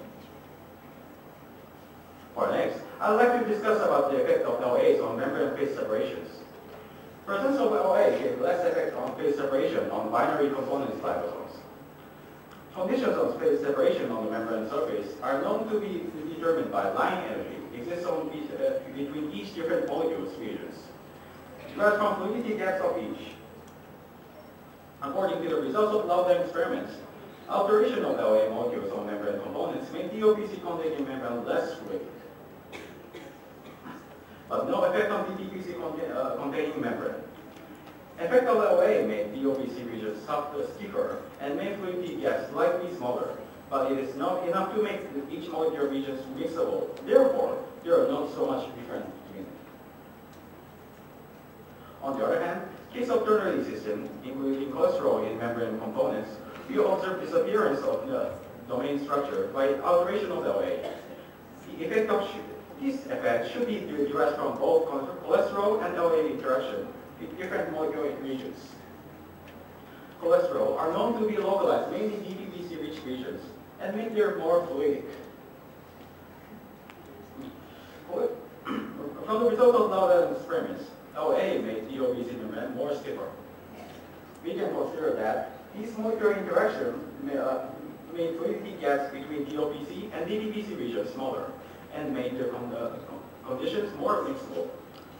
So I'm already ran out of the time, so I'd like to summarize my. This is all of my today's presentation. Thanks for listening.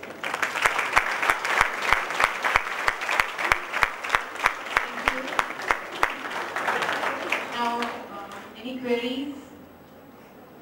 I'm so happy to have a question in easy English. Yes?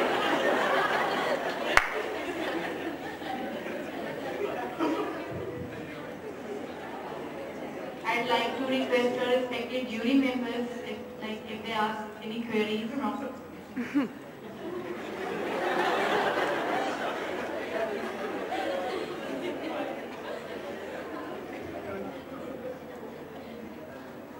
Okay, so I have one query. My question is that you have chosen the liposome for that local anesthetic interaction. Yeah. So what made you choosing liposome as a model of biomembrane system? Alright. So as I show you,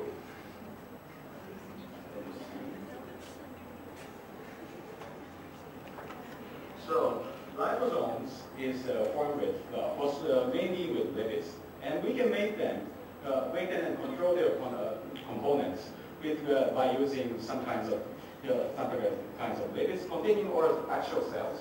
So from these reasons, we can use them so that it is not to understand what is happening on there. But if we use this one, it is a little bit easier to understanding and discussing what has happened and what's phenomenon is going on. And also, this kind of stuff have a very similar structure, and also these components are similar with actual living cells. So that sometimes that could be used as the drug carrier is inside the body. So this is one example that I know is one liposome. It has magnetic power inside, and then the shock inside our body. We can control the localization by using magnet stuffs. For like this, we can use them like as a direct derivative system.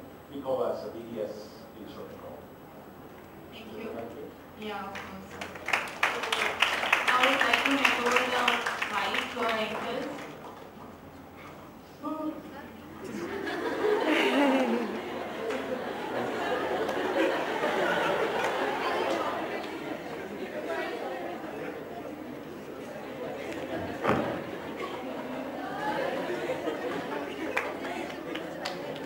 Thank you very much, sir, for the wonderful piece of knowledge you shared with us.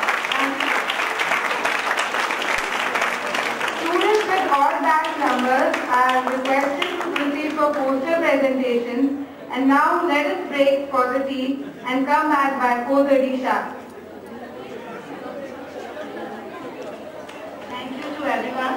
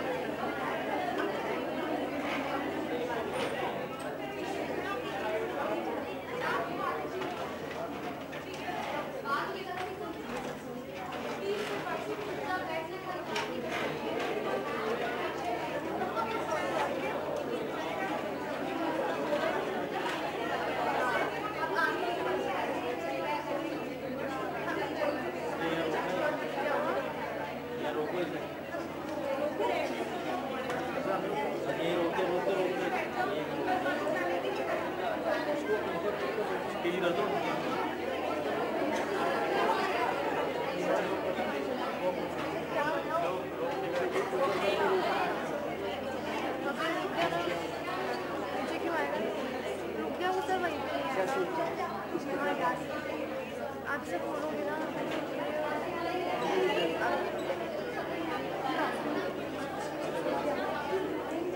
इसे lock करना पड़ेगा।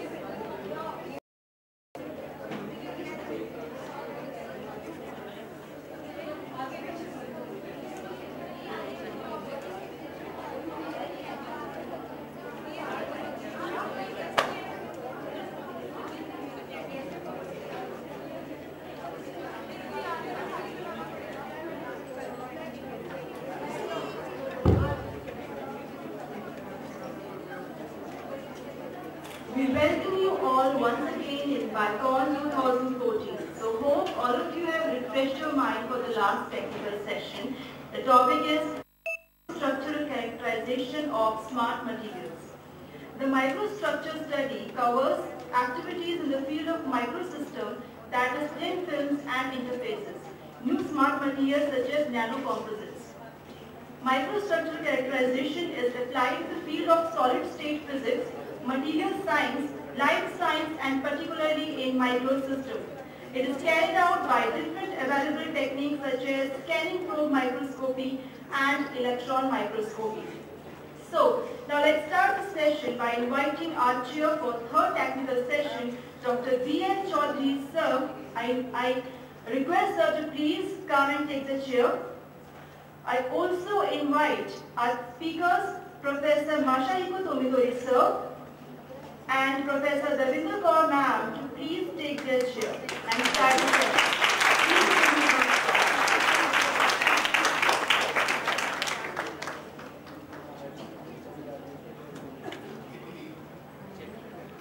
Sir, I hand it over to you.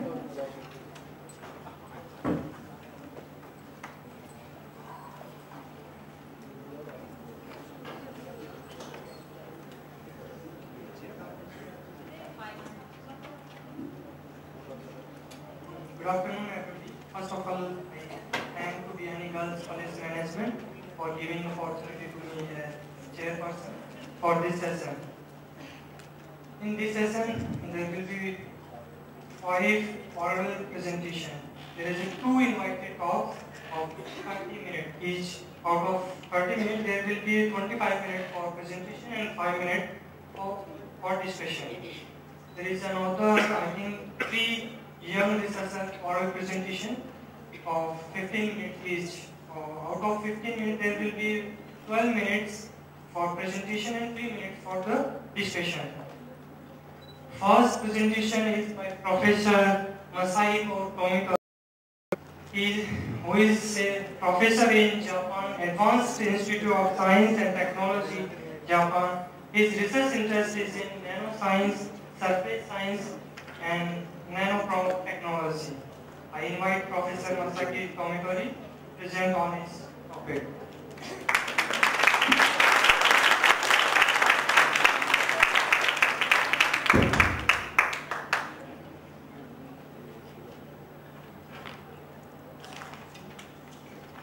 Good afternoon, ladies and gentlemen, and thank you very much for kind introduction. I'm Tomidori from JICE. And first of all, I would like to express my gratitude to the organizing committee, in particular for Manish Yani, for inviting me here. Nice place, and I enjoyed really my stay here. I enjoyed the dancing festival last night. And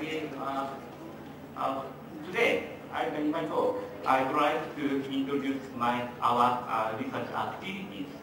The title is a characterization and fabrication of nanoscale sharpened probes using scanning probe microscope techniques.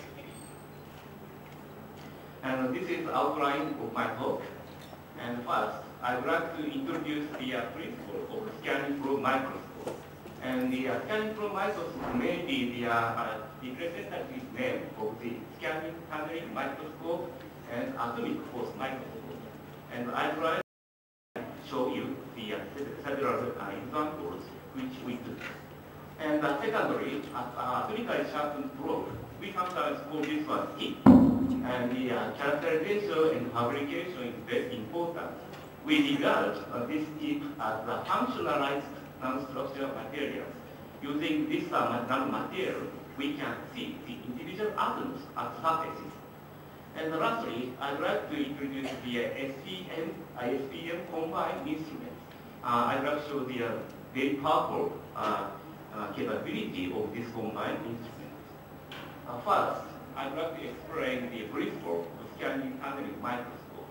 We prepare very sharpened tip, okay? And this is a conductive sample. We apply very low bias voltage between tip and sample. And we bring this tip closer to the sample surface like this way. And the separation between tip and sample becomes roughly 1 nanometer. Then the handling current starts to pass between tip and sample, penetrate through the vacuum gap.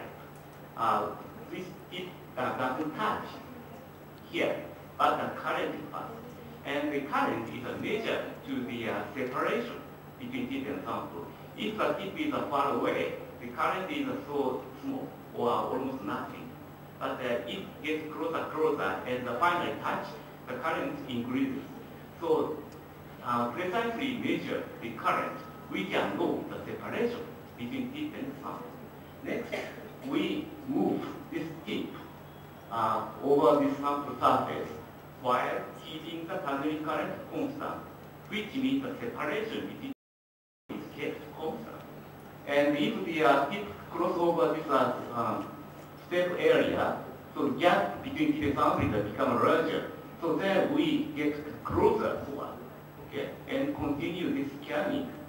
And finally, we obtain this trace from here to here. And this trace corresponds to the tip topography. And if the tip and this end of the tip is really atomically sharpened, the atomical resolved image is obtained. This is the really heart of this technique. I started the developing of this type of microscope about 28 years ago. And at that time, we had no commercial available microscope. Then we started to develop by ourselves. And this is my lovely toy of the scanning microscope. And the size is just hand palm size. We can take this one. And we made this one by using the lathe and milling machine. And here, this is a sharpened tip. And tip is set at this position. And we have the piezo scanner. By using the piezo, we apply the small bias voltage, the piezo electrode. Then the piezo element can expand. By applying the some voltage to piezo elements, we can control the tip position so precisely. And we have the sample here, which you don't see. And this is the coarse positioning system. We can rotate this micrometer screw, and we approach the sample to the tip.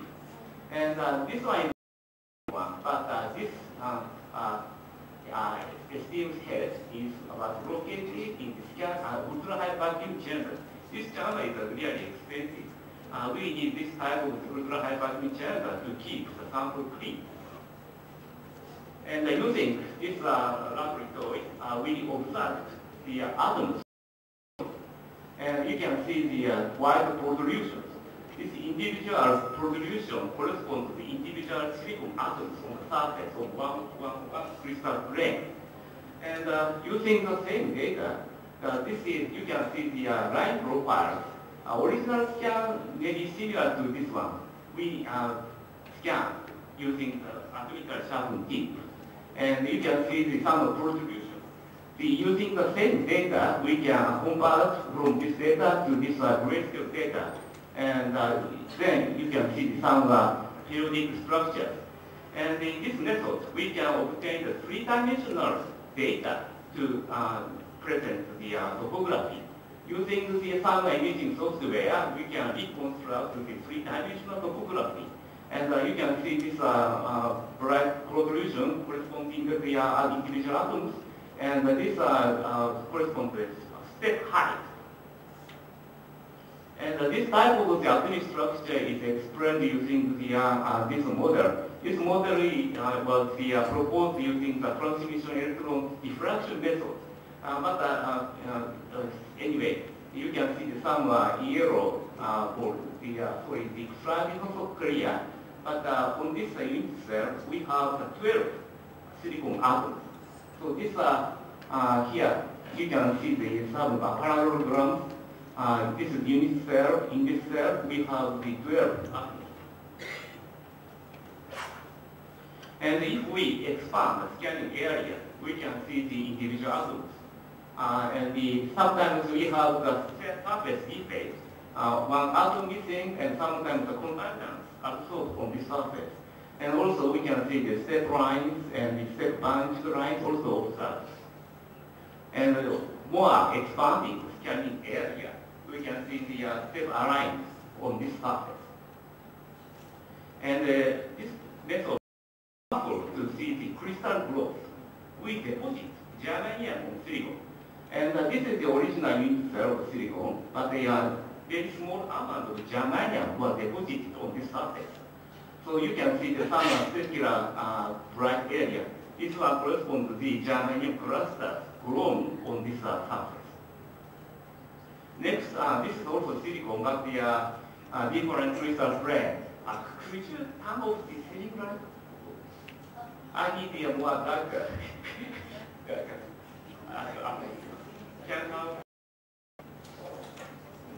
And anyway, if you are interested in my image, please later contact me. I'd like to show this image using my laptop. Anyway, you can see some bright region. This one is composed of some small amounts of the atoms. And you can see this line can be deposited the silicon and germanium on the surface. You can see the new layer starts perpendicular to the atomic growth of the underneath layer. And if we increase the amount of germanium deposition, we observe this type of new cluster growth. And we call this one, this shape is similar to the roof. And you can see the some structure, periodic structure on this facet. This type of the facet structure has partially observed using this technique. And sometimes you observe the different type of the clusters of germanium. So this method really depicts the various growth aspects. And not only the semiconductors, we can see the oxide. This case is also semiconducting oxide, but this is very famous titanium dioxide. We can see the step lines and some missing oxygen lines can be really observed. And if we deposit the terphenyl molecule, which consists of the 3 benzene rings, and using this technique, we can see the 3 rings.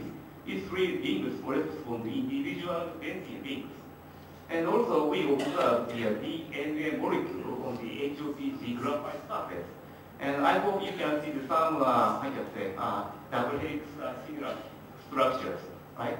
And this is really DNA molecules. And instead of the tunneling current, we can measure the force interaction between different samples. Tunneling current case is we need the conductive materials. But using the force, we can see the insulators. And but that case we need this cantilever. And at the end of the cantilever has the very sharp needle. Also needle is a very, very important technique.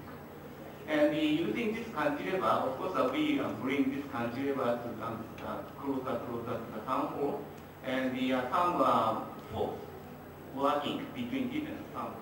And if the attractive force, the cantilever is pulled down. If the repulsive force case is cantilever is due upward, we measure the displacement cantilever, then we can evaluate the force between different samples.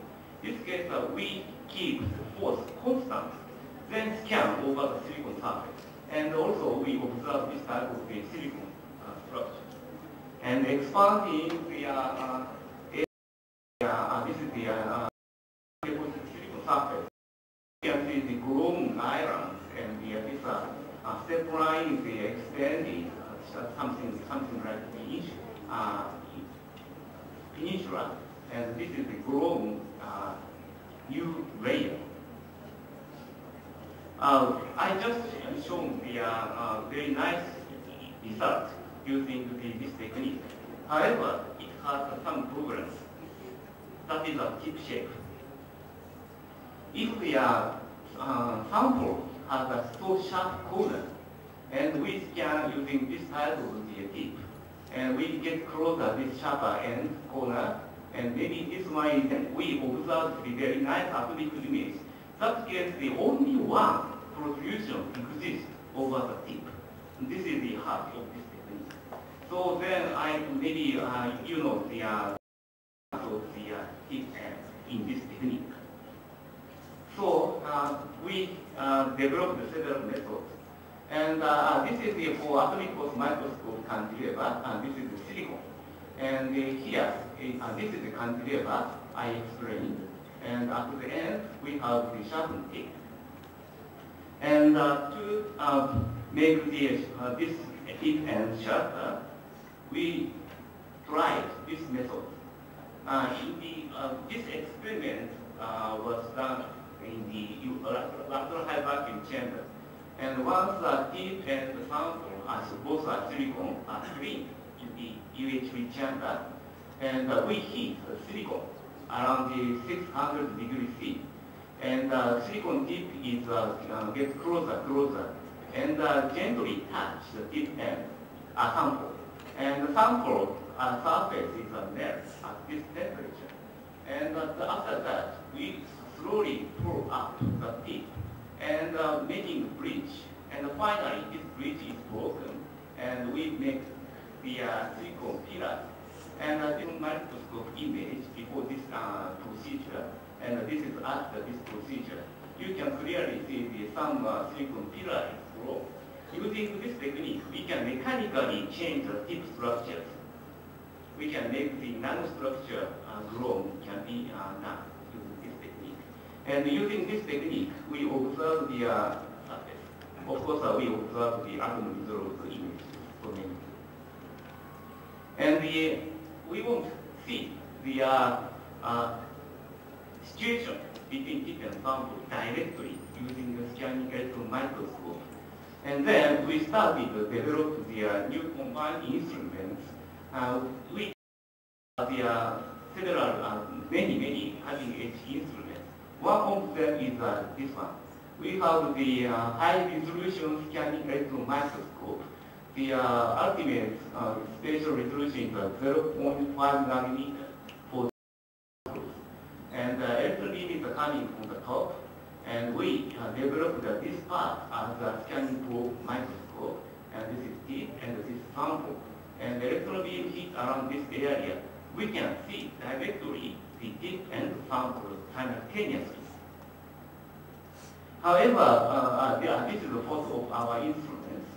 And this is some capability of some sample, so this instruments. And however, this is just an example of the gold particles. Maybe 0.5 nanometer is achieved. And the problem is the space for sample is very tiny to improve the to achieve the high resolution in this SEM. So we have to install all of the scanning methods here. This pipe diameter is just 8 millimeters. Then we started this combined instrument, and this size is just 8 millimeters. And here, I hope you can see the tiny tip in this from this way.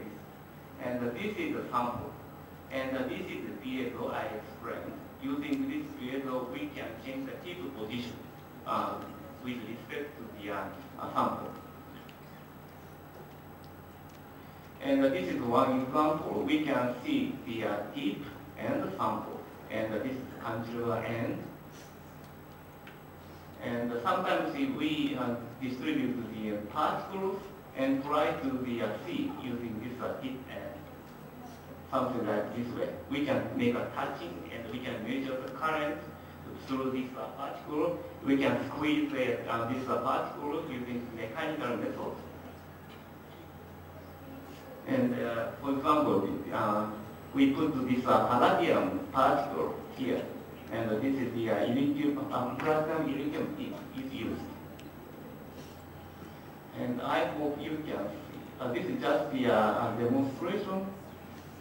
And we took the movie using scanning electron microscope. By applying some bias voltage, we can play using this particle.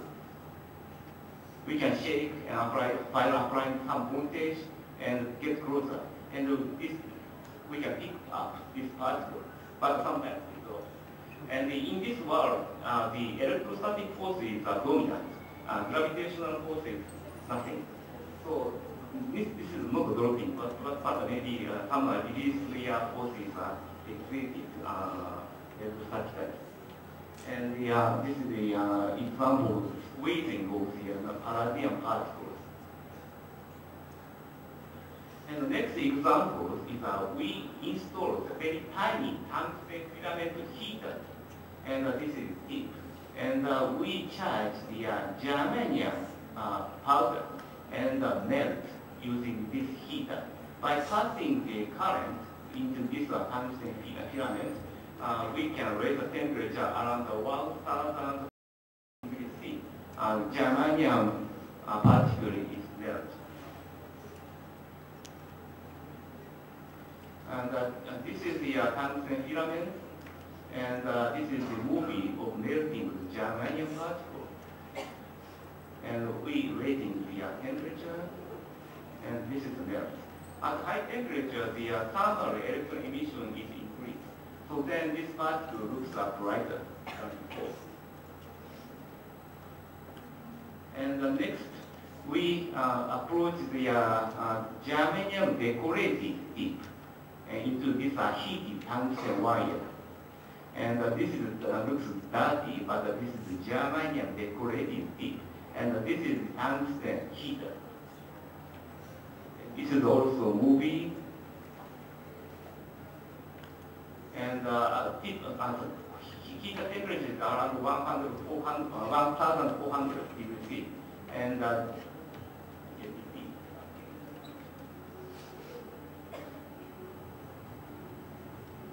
And get closer.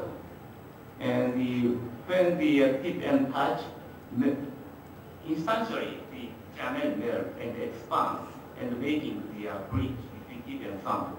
This region is a melt. And next, we pull this one. Slowly. Watch carefully around here.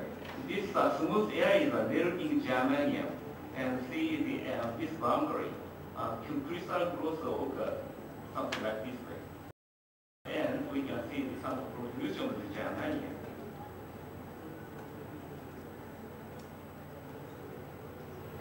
Next example, we intentionally start to grow the thermal oxide nanoslots on the tungsten tip. We inserted the very tiny tungsten filament, and tungsten oxide is charged around this tungsten filament. We can heat using this power supply, and this side is tip as a substrate for the growth, and also the tungsten filament is wound this tungsten tip. Independently, we can control the temperatures for both tungsten filament heater and substrate tungsten. And this is a photo. This size is just 8 millimeter. You can see the power. This is the tip, and this is the filament.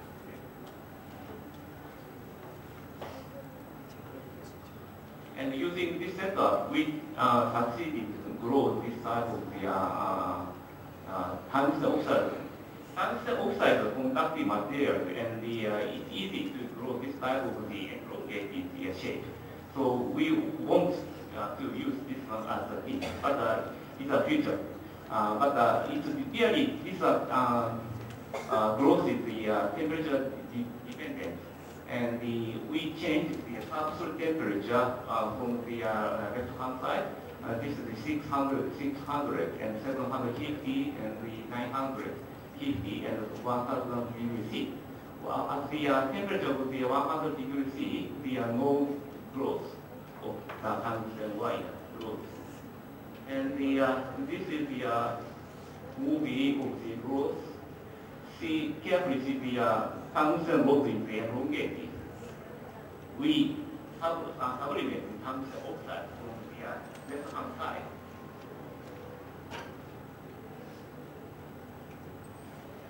Next is also interesting. You can see some bunched rods. The bunched rod is elongated from the right to left simultaneously. And the growth rate is faster than the narrow tungsten rod, tungsten cell. And this is the final example in boogie. This is 1,000 degrees C of the substrate temperature. So the grown tungsten oxide melt and sublimate from the substrate temperature, substrate of tungsten disappears. Okay. That's all. I'd like to summarize my talk. And I have demonstrated the performance of scanning flow microscopes for nanomaterial science and technology by developing them as we like. And second, the STM tip is critically important. The tip can be regarded as a functional nanomaterial to obtain atomic resolved images and characterize the sample surface. And the preparation should be improved in well-defined ways. And the nanoscale mechanical manipulation, that is, for example, touching, pressing, extracting, and the measurements to characterize the nanomaterial are promising to understand their properties. And SPM combined instruments will open new possibilities of nanomaterial science and technology. Thank you for your kind attention.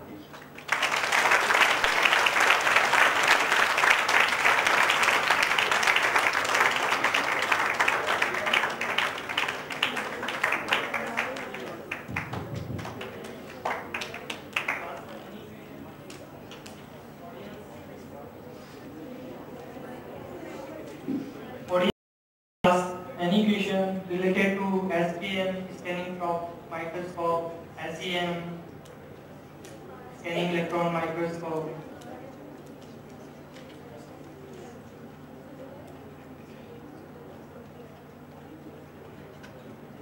Such presentation is very nice. In this presentation we can see the atoms by the SPM. It's very important. At high temperature, and can we see at low temperature? Now I'm developing the low temperature type SPM. Yeah, recently the low temperature thing is really popular all over the world. Of course, we would like to make changes. Audience, please.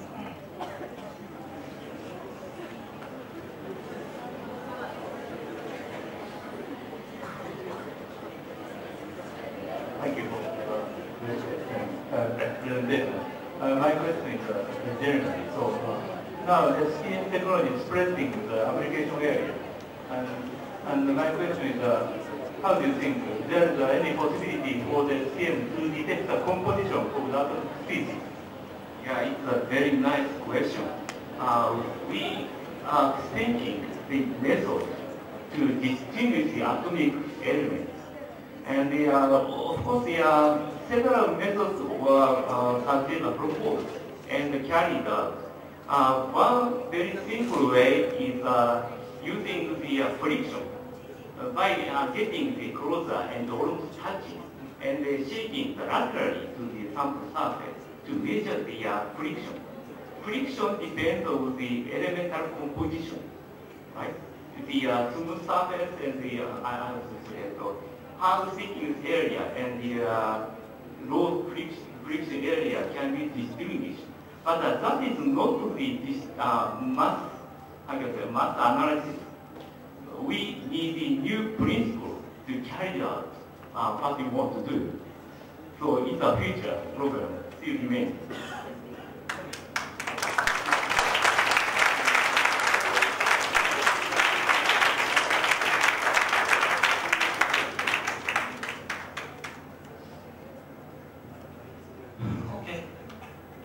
Again, thanks Professor Masaki Tomotori for his nice presentation.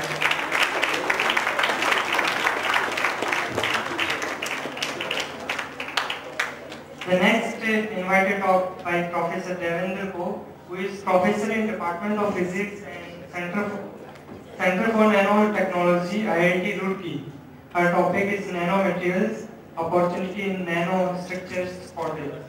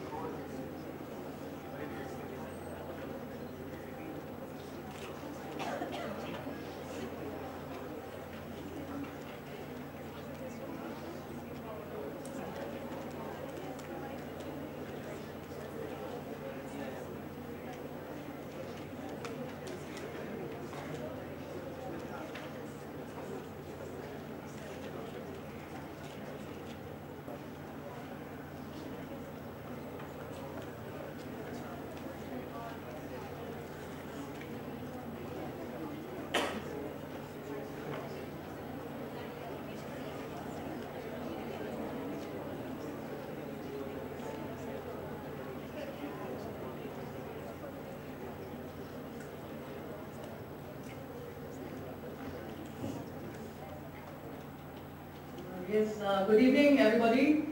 Thank you Dr. Chaudhary for nice introduction. Myself Davinda Kaur, IIT Roorkee, and I'm working on nanostructured films and devices. So today I'm just going to give a glimpse of research what we are doing at IIT Roorkee. So the broad area of research, that is we are working on shape memory, thin film heterostructure for MEMS applications, and super hard metal nitride, nanocomposite coatings and multi-layers for industrial applications, then multi-ferric thin film for resistive switching, lead-free ferroelectric thin films for MLCC and tunable capacitor applications, silicon carbide thin films for high temperature electronics, surface modification of these coatings using grain size refining and ion beam irradiation, then semiconductor and superconductor oxide thin films and devices.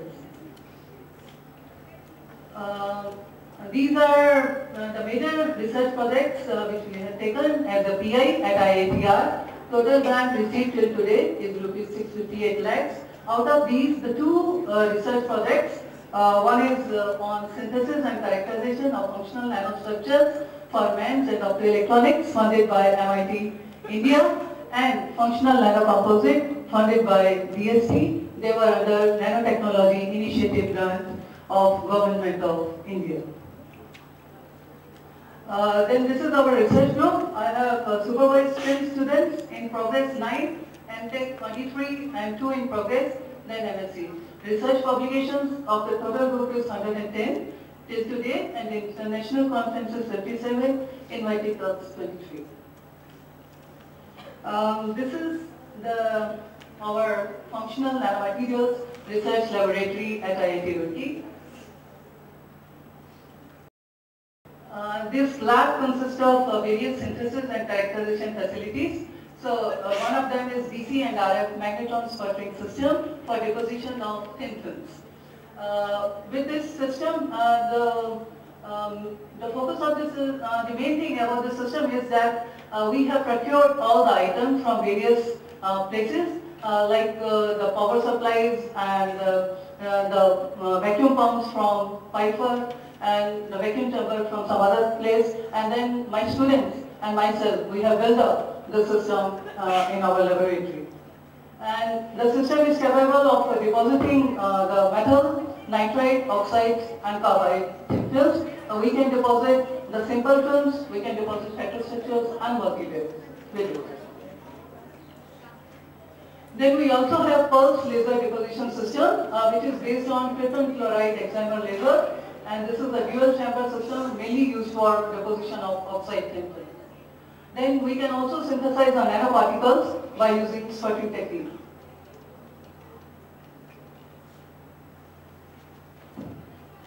We also have electrical characterization system which can go up to the temperature range 35 Kelvin to 650 Kelvin. This is the cryo cooler.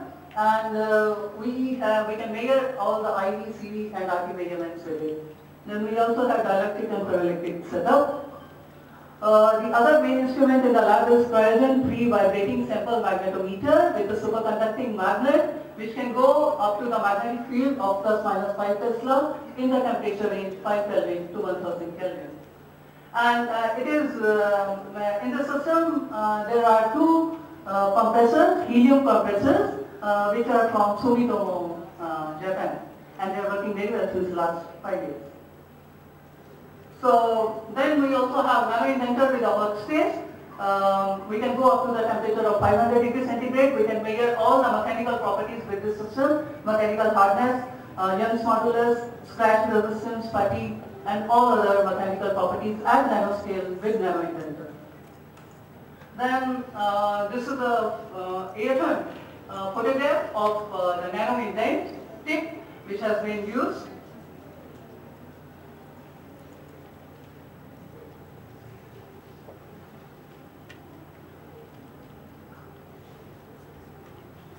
Okay, so the depth sensitivity is 0.001 nanometer and the temperature range we can go up to 500 degrees centigrade. The main thing about the system is that we can use it to see in situ observation of phase transformation of many materials. Like many materials undergo the phase transformation, which I will show it in my next slide, and how we can see it in situ, how their mechanical properties change when a system goes from one phase to another phase. That we can observe it very easily with this kind of system.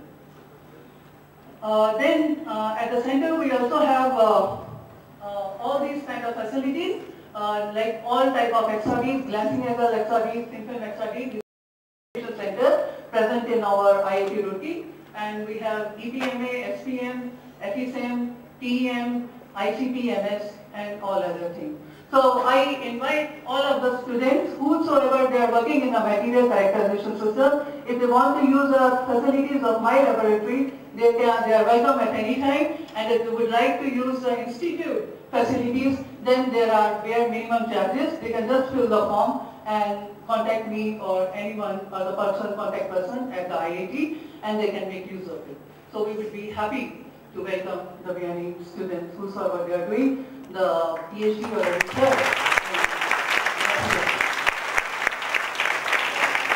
And really, I would be very happy to see how many of you will turn up and then contact me or ask me about the facilities or to use the facilities or the kind of research which we are doing and you are interested, or we will be happy to do whatever we can do.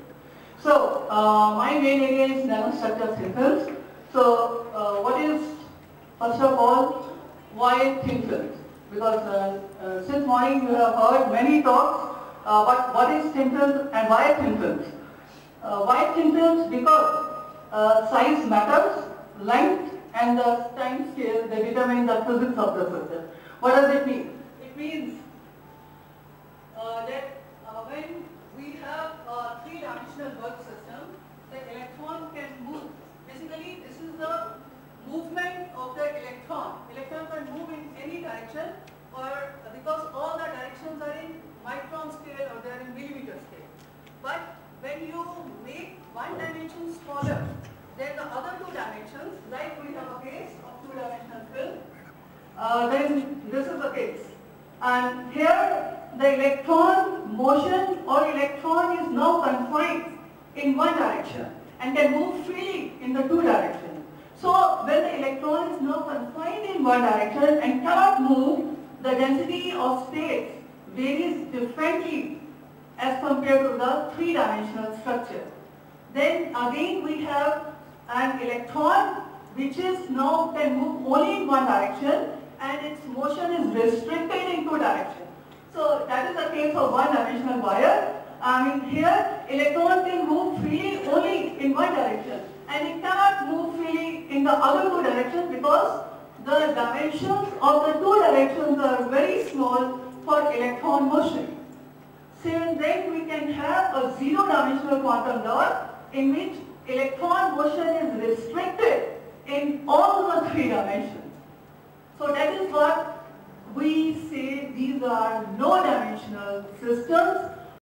What we mean by that, when we reduce the size of the system or a device or of nanomaterials, then what happens to the electron motion? Why the properties changes? Properties changes because of the restriction to the electron motion.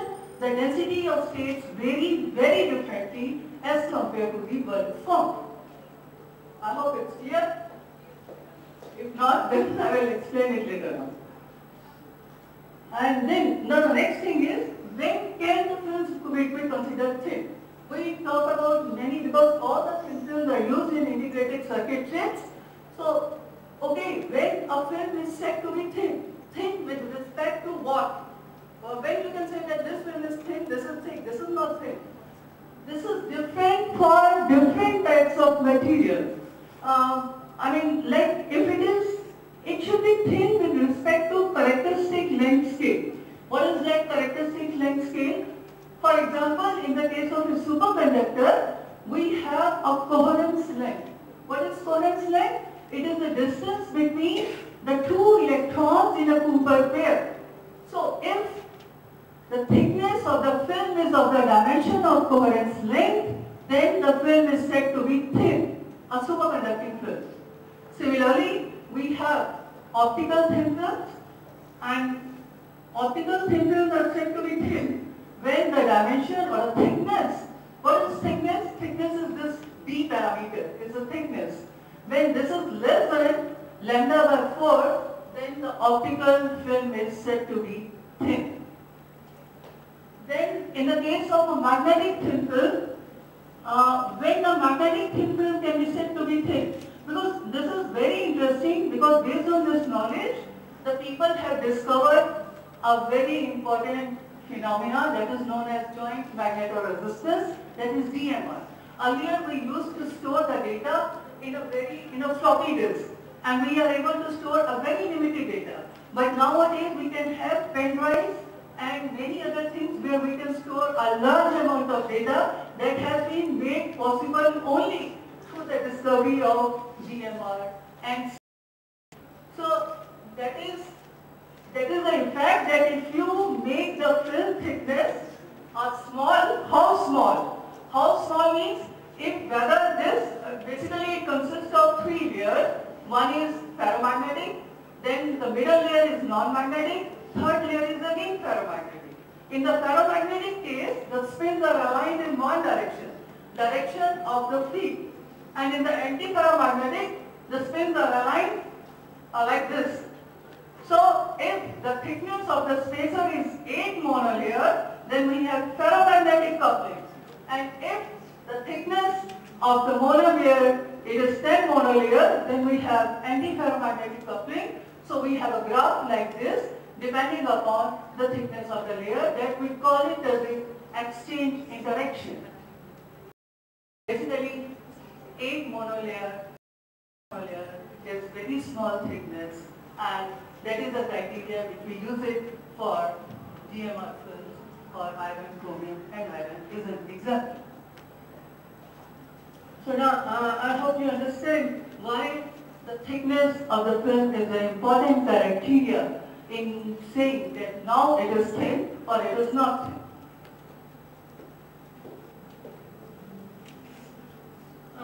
So what work we are doing at IIT Roorkee, we are working on super hard nanocomposite. One area is super hard nanocomposite coatings. For applications, the coatings have hardness of the order of 40 to 50 gigapascal, based on very simple concept that when the grain size reduces, the hardness increases. This is that relation which varies. The sigma, it varies as inverse of the square root of grain size diameter. But when we reduce the grain size below this critical size, the hardness decreases. Why the hardness decreases? Hardness decreases because now there is a sliding motion of grain boundaries. The hardness decreases with a great toughness or a higher toughness, depositing a layer. 1 layer, 2 layer, 3 layer, basically we are creating the interfaces, and because of these interfaces, that hinders the cracks development, or it stops the motion of cracks movement or the grain boundary movement. And therefore it increases the toughness.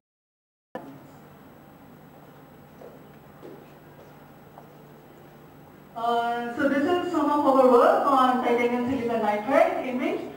This is titanium silicon nitride showing the hardness 40 gigapascal, and this is titanium nitride.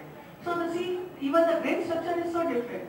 Only thing what we have done is, in the titanium nitride, we have made a composite of silicon, embedded a silicon into titanium nitride, or titanium nitride into silicon nitride, and made the composite thin, and the hardness increases tremendously. And this is the indent impression seen through AFM, and these are this is the layers which we are seeing it with the TM photograph, and each layer is very thin. How much thin? The thickness is of the order of just 1.7 or 1.9 nanometer, or 5 nanometer, or depending upon what we want. Now, then this is the effect of substrate bias on the microstructure. Basically, we have given a negative substrate bias, and we are seeing that how the microstructure changes when the substrate bias increases. So, initially it improves, but when we increase the negative substrate bias, there was this coating, it gets piled up, or there were cracks, they start getting developing. So, only substrate bias of some critical substrate bias is required for better mechanical properties, because the film degradation occurs at higher value of substrate bias in the case of sputtering. Then another area working, there is the nanostructured shape memory allied thin films and heterostructures for potential MEMS applications. And in this work, we are making use of the super hard nanocomposite coatings, or basically we are doing the surface modification of SMA thin films, and we have tried to show their applications in vibration damping, biomedical, and exchange bias. What are shape memory alloys? Shape memory alloys are materials which remember shape. These are the materials. Basically, how they remember shape? Because there is a phase transformation. The material exists in two phases. One is high temperature phase, and another is low temperature phase. In the high temperature phase, the material has a cubic structure, and that is known as austenite. And at the low temperature phase, it is martensite and having a monoclinic crystal structure. So when you heat material, there is a change in the phase, and because of that phase transformation, it recovers its phase when you cool it again, and that is why it remembers its shape. In a very layman language, how I can explain this phenomena, like suppose if I have a shape memory wire, and if I bend it and then slightly heat it, it will come back to its original shape. So what are the uses?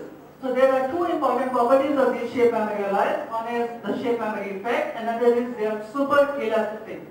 So what are the uses? The uses are they can be used in biomedical implant, and they are used as a stent inside the human artery. They are used in robotics. They are used as sensors and actuators in robotics. Then other uses, these shape memory thin films, they can be used for MEMS applications like MEMS gear, rotary motor, accelerometer, phase array antenna, and the damping device.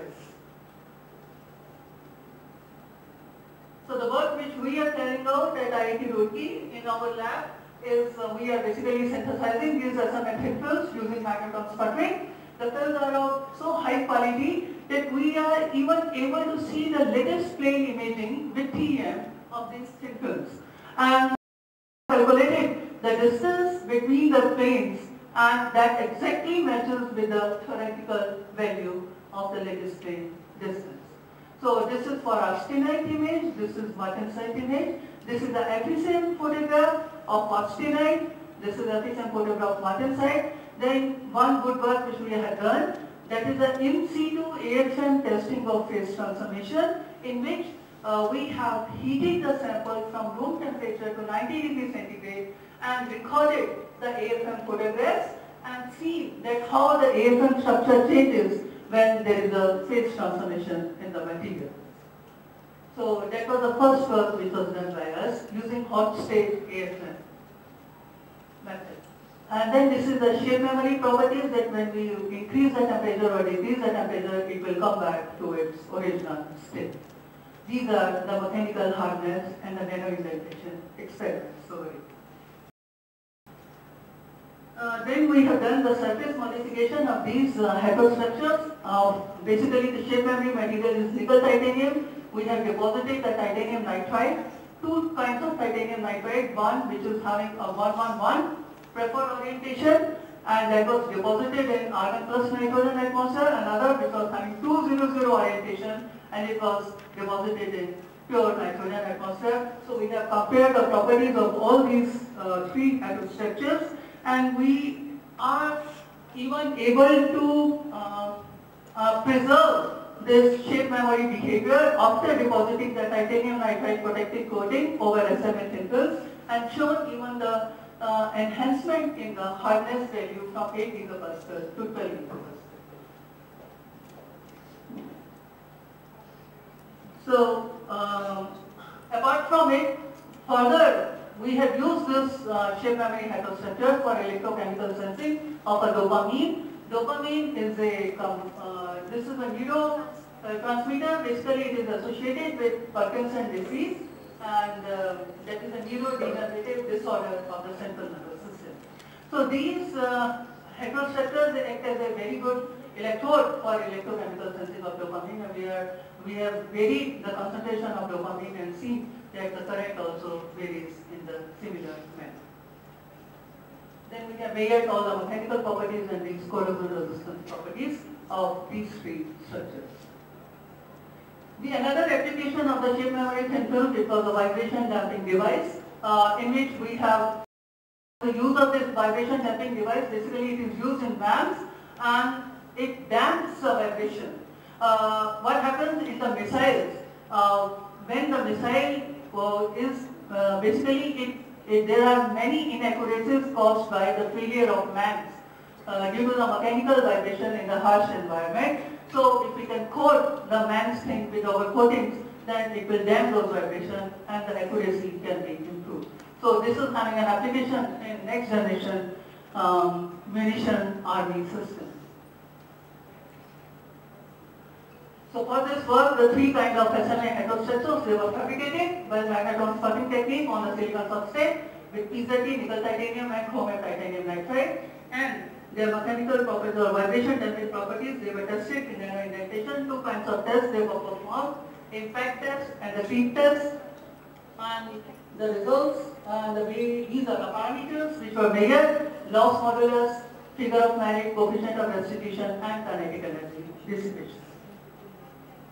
And these are the results of creep test, and where we have found a low value of 10 delta. Then these are very interesting results which actually show the vibration damping. Like here, these are the vibrations and they get damped after a certain time. This heterostructure shows, this is the best one, which shows the immediate damping of the vibrations, and the figure of merit, highest figure of merit comes out to be 0.75 and the coefficient of restitution 0.3, and is the highest figure of merit reported in the literature. Then in another application of shape memory sensors, we have deposited copper nitride nanodots of 20 nanometers over nickel titanium copper shape memory sensors and have shown their antibacterial and non-cytotoxic nature. And the material, this kind of work, it is very useful for biomeds applications.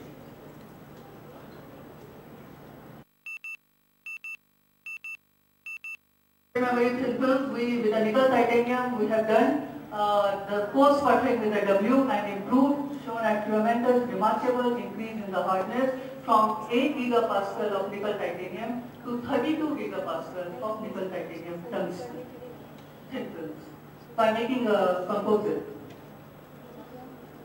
Then we have also worked on ferromagnetic shape memory thin films, and where we have done the size dependent studies, and for the first time we have shown that if the grain size is below 10.8 nanometer, there will be complete separation of martensite phase transformation in these types of films.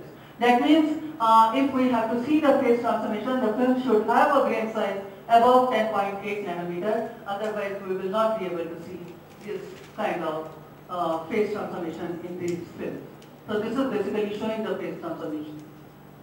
And then we have also done the exchange bias studies, which is useful for the deep head memory applications. And the surface modification of these films, they were done by ion beam irradiation of 200 MeV gold ions and 450 keV argon ions. And we have shown the tuning of the phase transformation with this irradiation. This study is important to see in order to know that how much is the acceptable radiation limit for these kind of films if they will be used in nuclear reactors or in space zone. Then we have also worked on superconducting microwave resonator device. This was fabricated by photolithography technique, and we have shown the penetration depth measurements. The microwave surface resistance was found out to be very low, 215 microohms at 10 gigahertz microwave frequency, and which was 100 times lower than copper.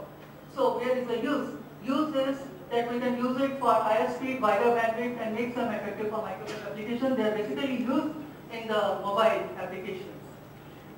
And then we have also studied the variation of these microwave surface resistance in the presence of magnetic field, and shown that above critical value of 0.4 Tesla, there is a microwave dissipation induced by flux flow in these resonators at 10 gigahertz frequency.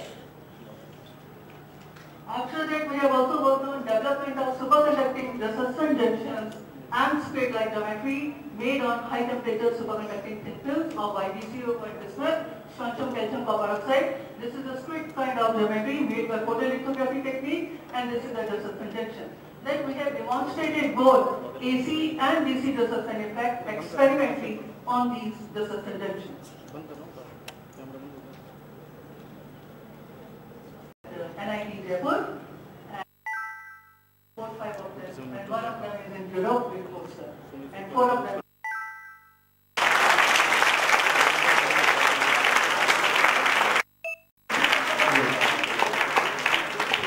Now, audience may ask any question.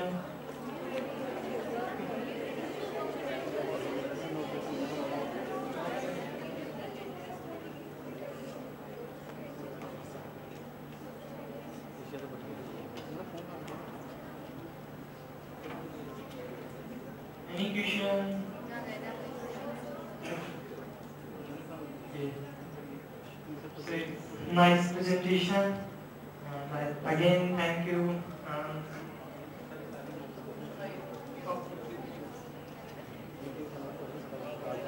So my question is, so you introduce so many nano device and technologies.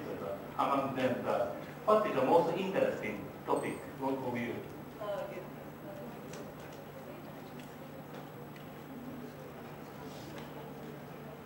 At present, because this is the work which I am carrying out since my last many years, say 10 years, at IIT Roorkee, and the most, however, I feel that to personally all the work is interesting, but at present what I am doing is if I will be able to make a vibration testing device for MEMS, and if it can be used in the missiles or an army munition system, it would be a very good product for a device for a future generation army system. So I think this is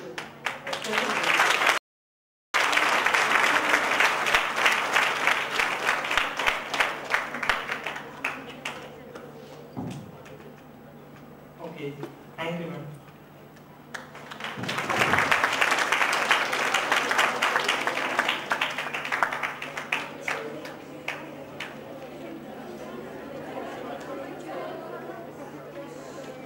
Next is Dr. Mosmi Devnath.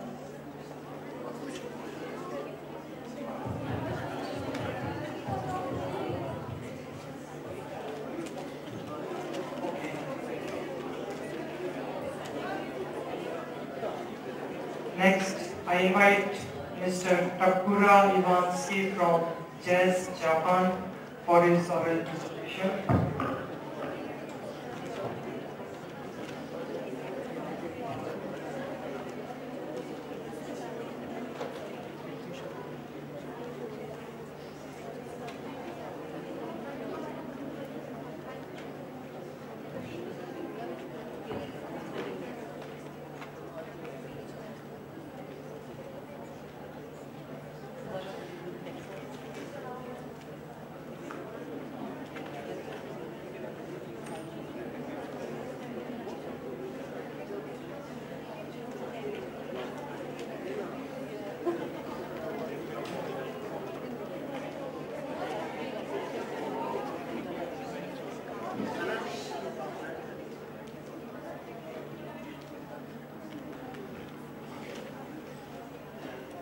Good afternoon, everyone. I'm Takura Iwasaki from JES. I'd like to present work on graphene single carrier transistors. This is the outline of my presentation. At first, I will introduce my research field about the quantum bit, single electron transistors, and graphene. Next, the aim of my research work is presented. Then I will explain the experiment part, in particular the device fabrication process, measurement and result will be presented. Finally, I will conclude my talk. First of all, I will introduce the quantum bit, qubit. The present day, computers are working based on the classical bit, either 0 or 1, as a unit of information processing. On the other hand, the quantum information processing is expected as a future information processing technology. In the quantum computers, qubit will be the basic processing unit. This explores the parallel information processing based on the superimposed states 0 and 1 instead of binary 0 or 1. The quantum information processing technology can overcome the limitation of the classical computer system and solve the problems based on the quantum mechanical concepts. Candidates of qubit are many things. For example, the atom nuclear spin, electron charge, electron spin, etc. So now we focus on the electron spin. So it needs to operate an individual electron. In order to confine and control an electron, quantum dot and single electron transistor (SET) are useful. These devices have been fabricated by various materials like this solid state. And so this image is one of the conventional SET device which fabricated using silicon material. The requirement for realization of qubit is longer enough the reading time of the quantum entity. One of the approach for this requirement is to explore new materials. So we took graphene. Graphene is a two-dimensional carbon sheet with atom scale thickness. In particular, graphene has some unique characteristics. One of the examples, graphene has a special band structure called as Dirac cone like this, which leads to ambipolar characteristics that enable switching the carrier type of electrical current between the electron and hole. Hence, it allows us to use as not only the graphene single electron transistor, but also the single carrier transistor, SCD. So the aim of my research is towards the realization of qubit in graphene quantum dots. So to investigate the property of graphene single carrier transistor and single carrier transport in graphene quantum dots. So now I will explain the experiment part. In order to examine the device property, we fabricated the device by ourselves. Now first, we obtained the graphene by the mechanical exfoliation method on the silicon substrate with 300 nanometer dioxide. Silicon dioxide, sorry. Then the sample is spin coated with PMMA electron beam resist. Then the reactive ion etching is performed to etch the graphene along with pattern. And finally, graphene is contacted by the titanium and the gold electrode by using EV evaporation and the Victor process. So our target graphene quantum dot size is less than 100 nanometers. So our graphene breaks by the mechanical exfoliation and transfer from the graphite HOPG using the adhesive tape to silicon substrate, as I said. Actually, it is very difficult method to control the position and size and uniformity of graphene layers. So need rack. After transferring, graphene layer is identified contrast in the optical microscope image like this and the Raman spectroscopy. So we choose the mono and bilayer graphene because more layers graphene behave like the bulk graphite. So left figure shows the schematic and the measurement setup of device, and right figure is AFM image of fabricated monolayer graphene device. So we established the fabrication process, and this SCD, this single carrier transistor, has a quantum dot of 170 times 200 nanometer square.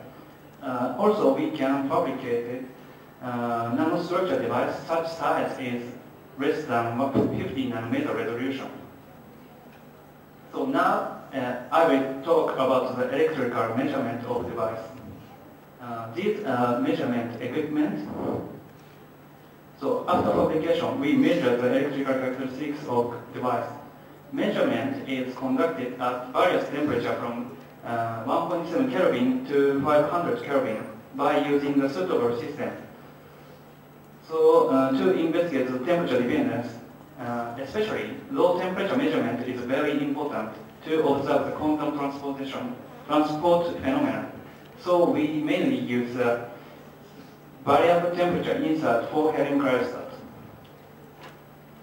So in this slide, I explain the single carrier transistor, single carrier transport in SCD in the experiment. So there are two further characteristics such Coulomb blockade and Coulomb oscillation. So Coulomb blockade means that next electron cannot enter into the quantum dot until charging energy of the dot is overcome, like this.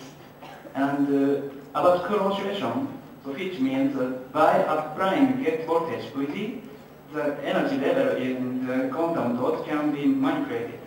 So when energy level lies between the source and drain Fermi levels, then next electron can pass through via the quantum dot. So from now, I will present the measurement result. So these are drain current ID plot as a function of the bias voltage VD. So A is measured from 1.7 Kelvin to room temperature.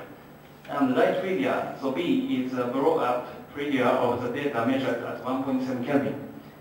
Coulomb blockade effect is observed at 1.7 Kelvin at around the VD0. So carrier confinement is occurred in this range. So this drain current ID plot as a function of the bucket voltage VBZ. A is measured at room temperature, B is at 1.7 Kelvin. So from A, we can see the ambipolar characteristics. Also, we can determine this graphene is p-doped. So it means carrier type is whole now. So this doping is caused by the oxygen physical absorption.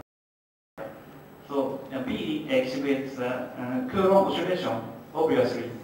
So we successfully observe the single hole transport in the graphene quantum dot, like this. Here, I would like to present the newest data. So we fabricated the bilayer graphene SCD also. So this figure shows the ID VBG characteristics of it, and each color represents a different bias voltage. So then we observe the strange pair peaks at Coulomb oscillation. They are matched with increasing the bias voltage, so along with the yellow line. As a hypothesis, this phenomena can be explained by this model. So this is indicated the quantum dot of upper layer, and this is the quantum dot of lower layer, and this is sub. So this black line indicates the electrical field lines by backgate voltage. So graphene bottom layer partially screens the electrical field line following. Therefore, this peak splitting characteristic is due to that the barrier graphene is working as a vertical to quantum dots by the separate upper and lower layer dots. So now I will conclude my presentation. So graphene devices fabrication process has been established, and Coulomb blockade and oscillation characteristics have been observed in the graphene single-thread transistor device at the low temperature, so such as 1.7 Kelvin in the cryostat. So in the barrier graphene quantum dot, peak splitting is observed due to the vertical dot formation for the first time. So that's all of my presentation. Thank you for your attention.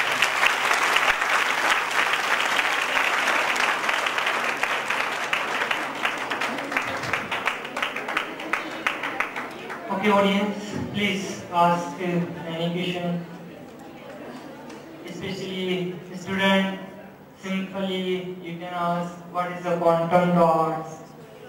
Sir, simply what is the quantum dots for students? For students, I see. So quantum dot can combine the electron, so such a carrier of the electrical current. So into the zero dimension. So as the previous presentation, so she already said, so the electron cannot move the any direction. So in the quantum dot.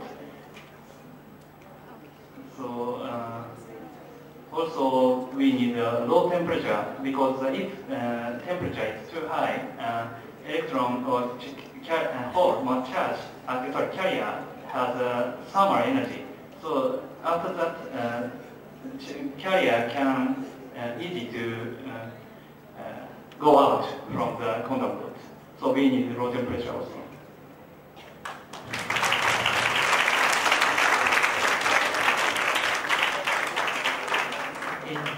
Audience, what is interesting and innovative in your study that make your study unique from other?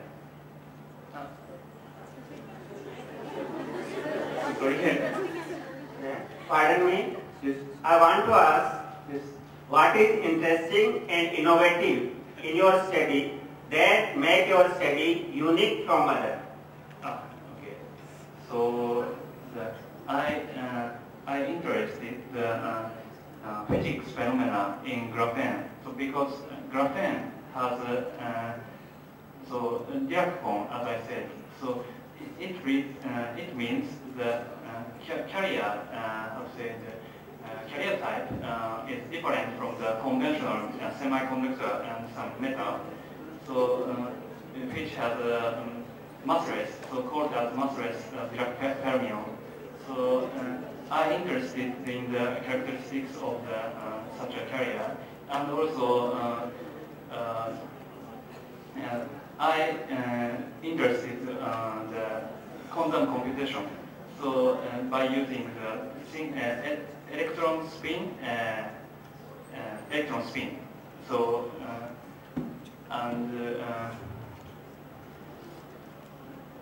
So it's two things for attractive for me, so quantum dots and graphene. So this combination is my motivation. Is it okay? Thank you. Thank you, Dr. Ivansky, for your nice presentation for single electron. Thank you.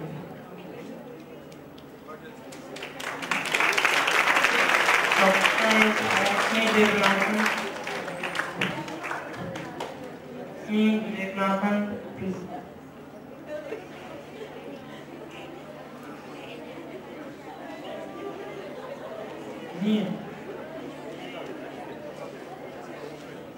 Dr. Mosmi. Next is Kirti Sharma from Biyani Girls College.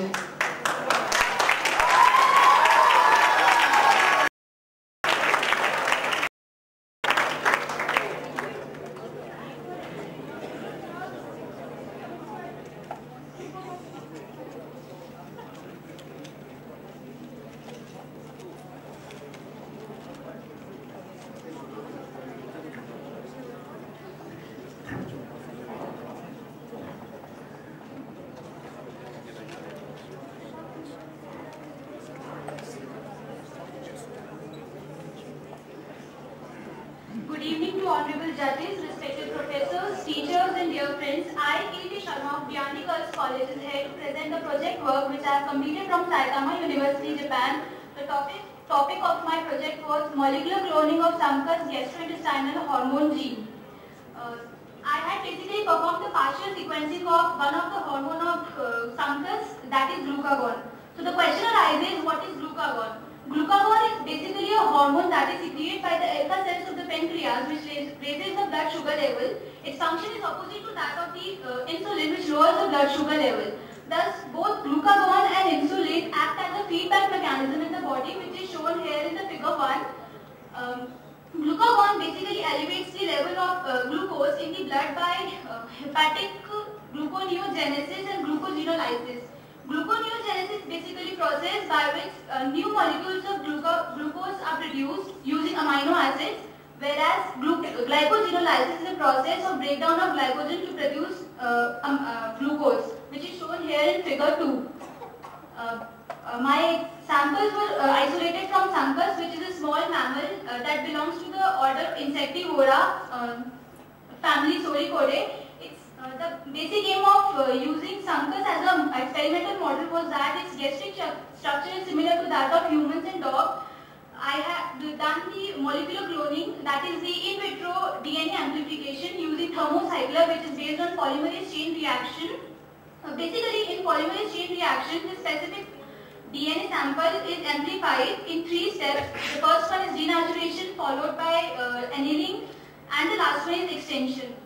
I had done 4 types of PCR. The first one is reverse transcripted PCR, in which the template mRNA is converted into complementary DNA using reverse transcriptase enzyme.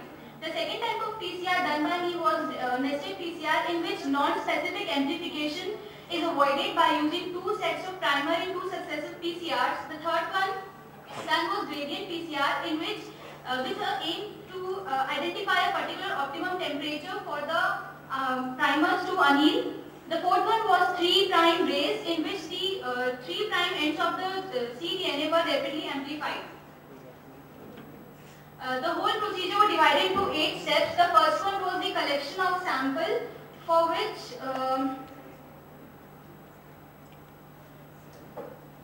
the first step was the collection of sample, followed by RNA extraction. Third one was RT-PCR, followed by primer designing.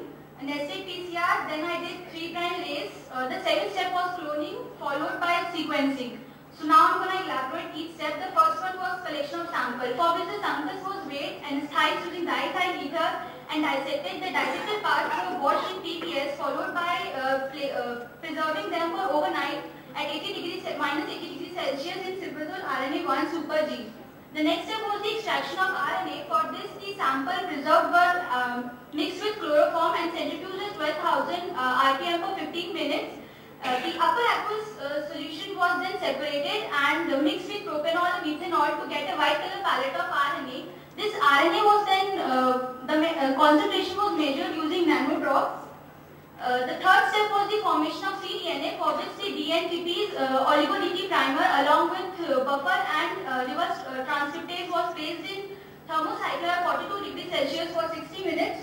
The fourth step was the primer designing. For this, I had searched the glucagon sequence of Homo sapiens, mouse, rat, dog, and did the multiple sequence alignment using cluster W, and the primer was formed using primer 3 input. Here are the sequences of all the 4 primers: forward 1, reverse 1, forward 2, and reverse 2. The product size of whole DNA was 148 base pair. The fifth step was nested PCR, in which the forward primer and the reverse primer along with X-tab polymerase was amplified for 35 cycles at a denaturing temperature of 94 degrees Celsius for 30 seconds, an annealing temperature of 50 to 60 degrees Celsius for 30 seconds, and denaturation at 72 degrees Celsius for 30 seconds. These samples were then separated using 2% agarose gel electrophoresis for 20 minutes at 100 volts. The results were then observed in UV transfluometer. Here you can see the result. The first lane is showing you the molecular marker, followed by from lane 2 to 9 are the amplified products at different annealing temperature from 50 to 60 degrees Celsius.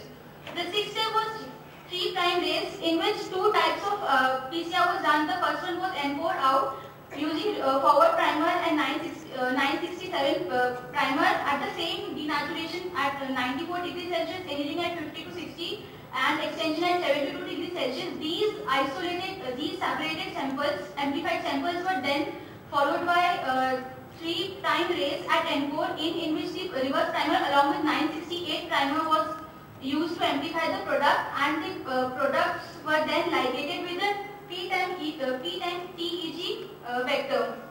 The last step was the cloning.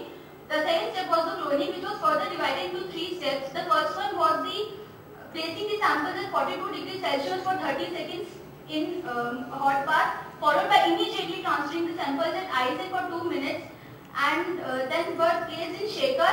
These samples were then plated on the ampicillin plate, which was then kept in incubator at 37 degrees Celsius for overnight. The second step was isolation of the single colony, for which I had isolated 7 white colonies and 1 blue colony. These colonies were then transferred in LB culture, followed by addition of solution first, second and third along with successive centrifugation to get a white color palette. This palette was basically my glucagon sequence, which was then further which was used for sequencing.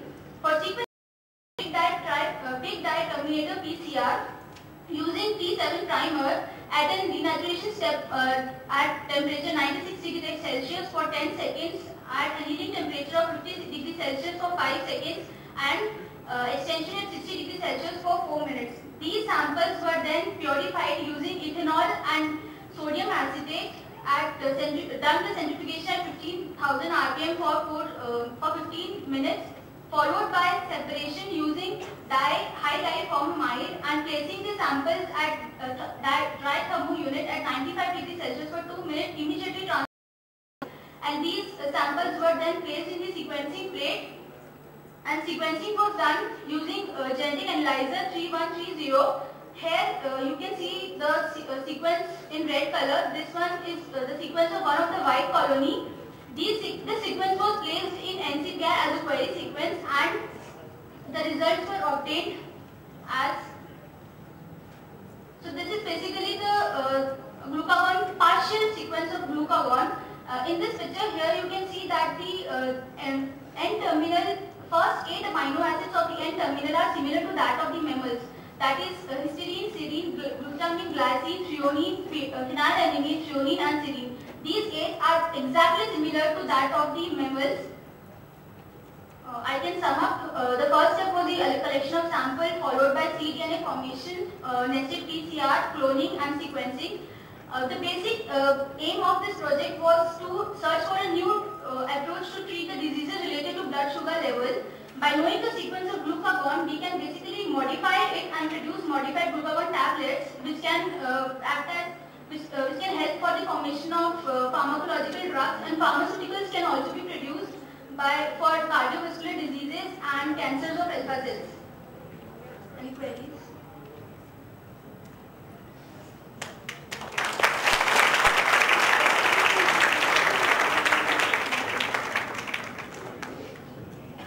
Audience,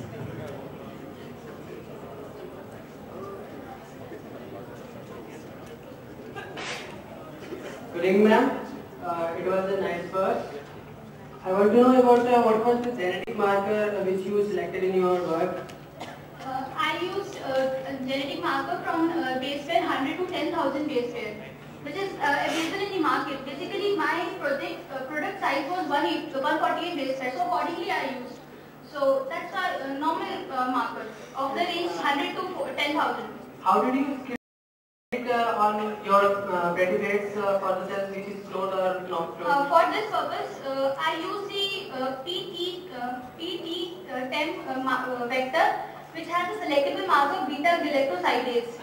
You must be knowing that it functions, it breaks the XDR and IPTG and gives blue and white color. If you have your foreign DNA in that vector, then you get a white color of the colony, and if it's not there, you get a blue color. Yes, so that is how I selected my work, basically the sequence.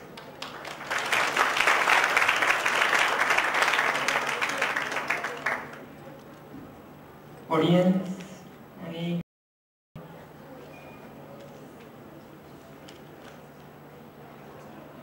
Okay, thank you, K.P. Sharma, from our nice presentation. Thank you, everyone.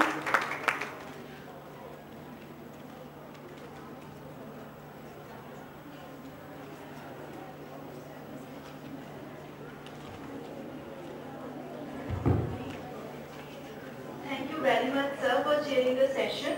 Now it's time to honoring our speakers for this last technical session. And for this, I request Dr. Manish Piani, sir, to please give mementos to Professor Masahiko Tomitori, sir. Please give a huge round of applause for sir.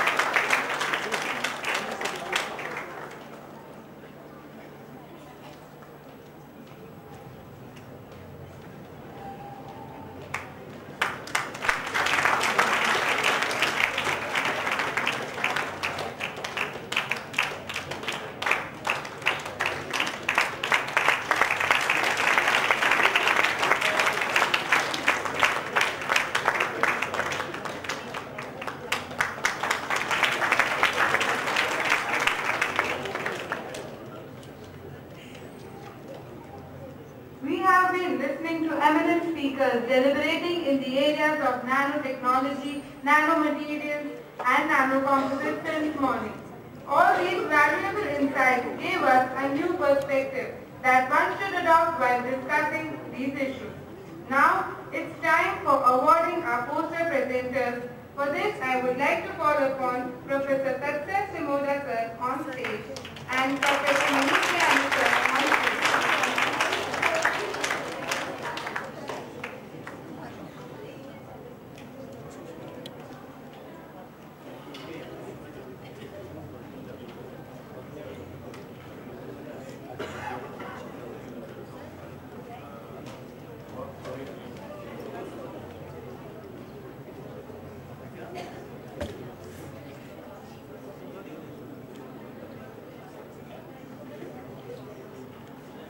So I appreciate all the participants for making their poster presentation. I think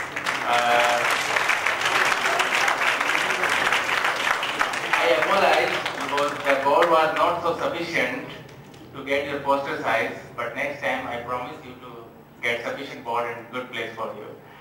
So I appreciate all the young minds. Total number we have 31 posters.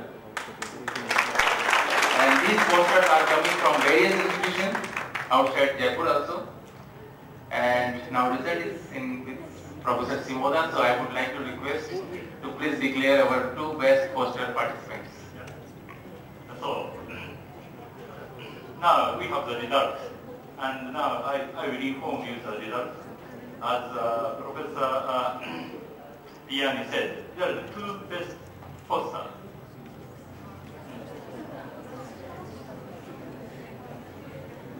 Poster number 12.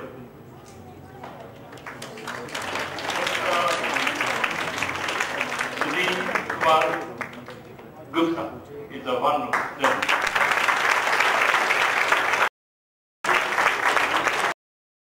And the other is poster number 15. Dr.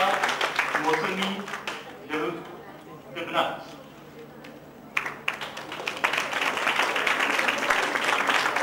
Congratulations to our post hour.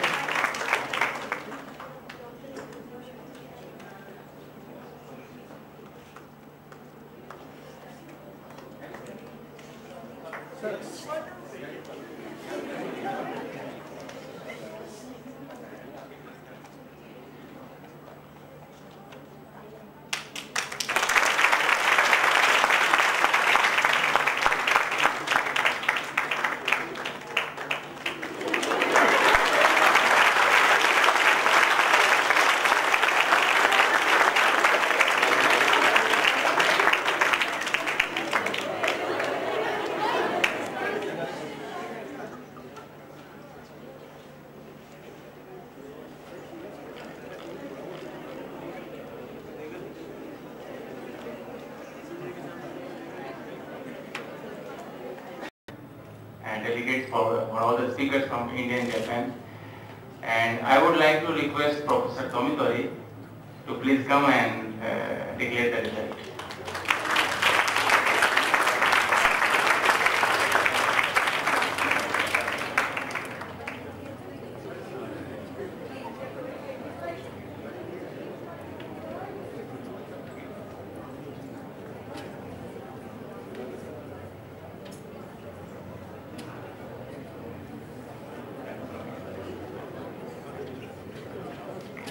This is my great honor to announce the winner. This case is also we have two winners, and I'd like to call the Mr. Takuya Iwasaki.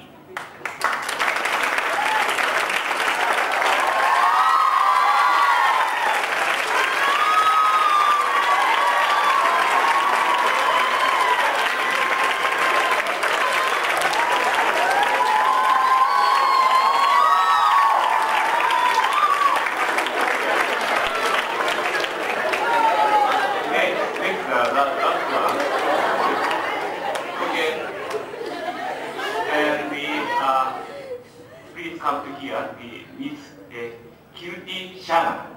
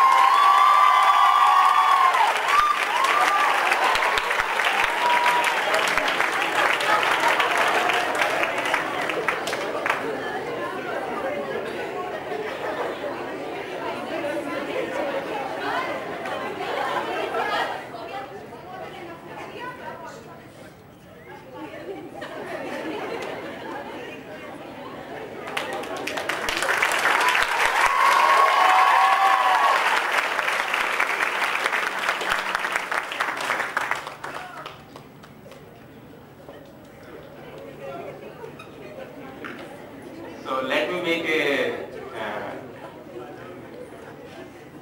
appreciation award. This is just based on the presentation skill, and I declare a appreciation award to Sugahara-san.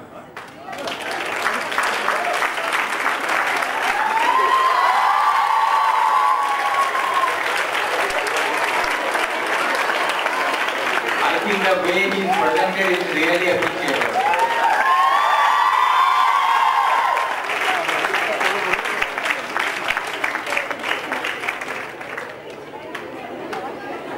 In presentation, both the things are important.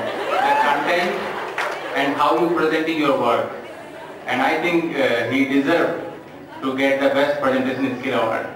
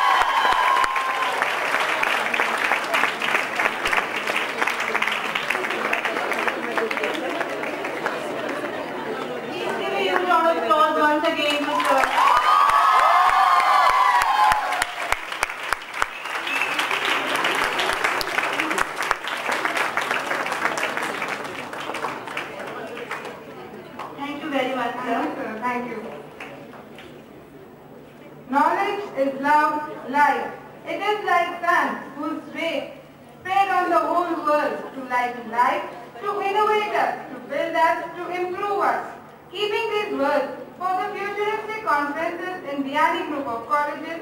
At the end, I would like to call upon our overall convener, Ms. Anupama Singh ma'am, on stage to give a vote of thanks. Please give a huge round of applause for ma'am.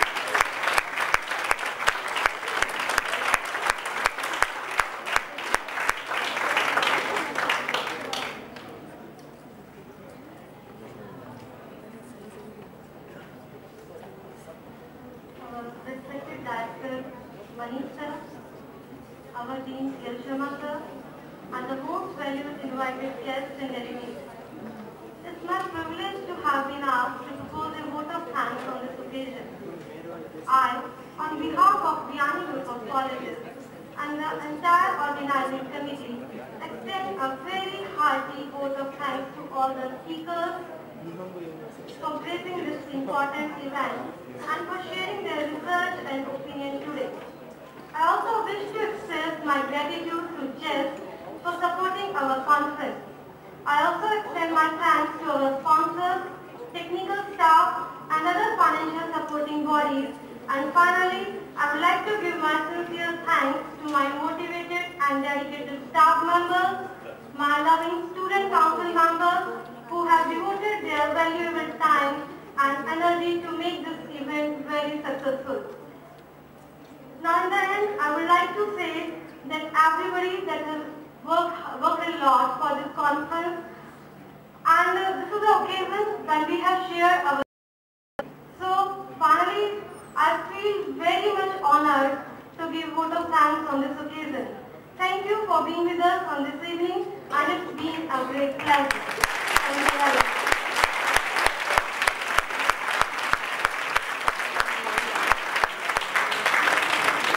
At the end of this session, I would like to invite our speakers, our directors, P.L. Sharma, Dean sir, our student council students, and all the staff members to come on the stage for a group photograph so that we can cherish the memories throughout our lives.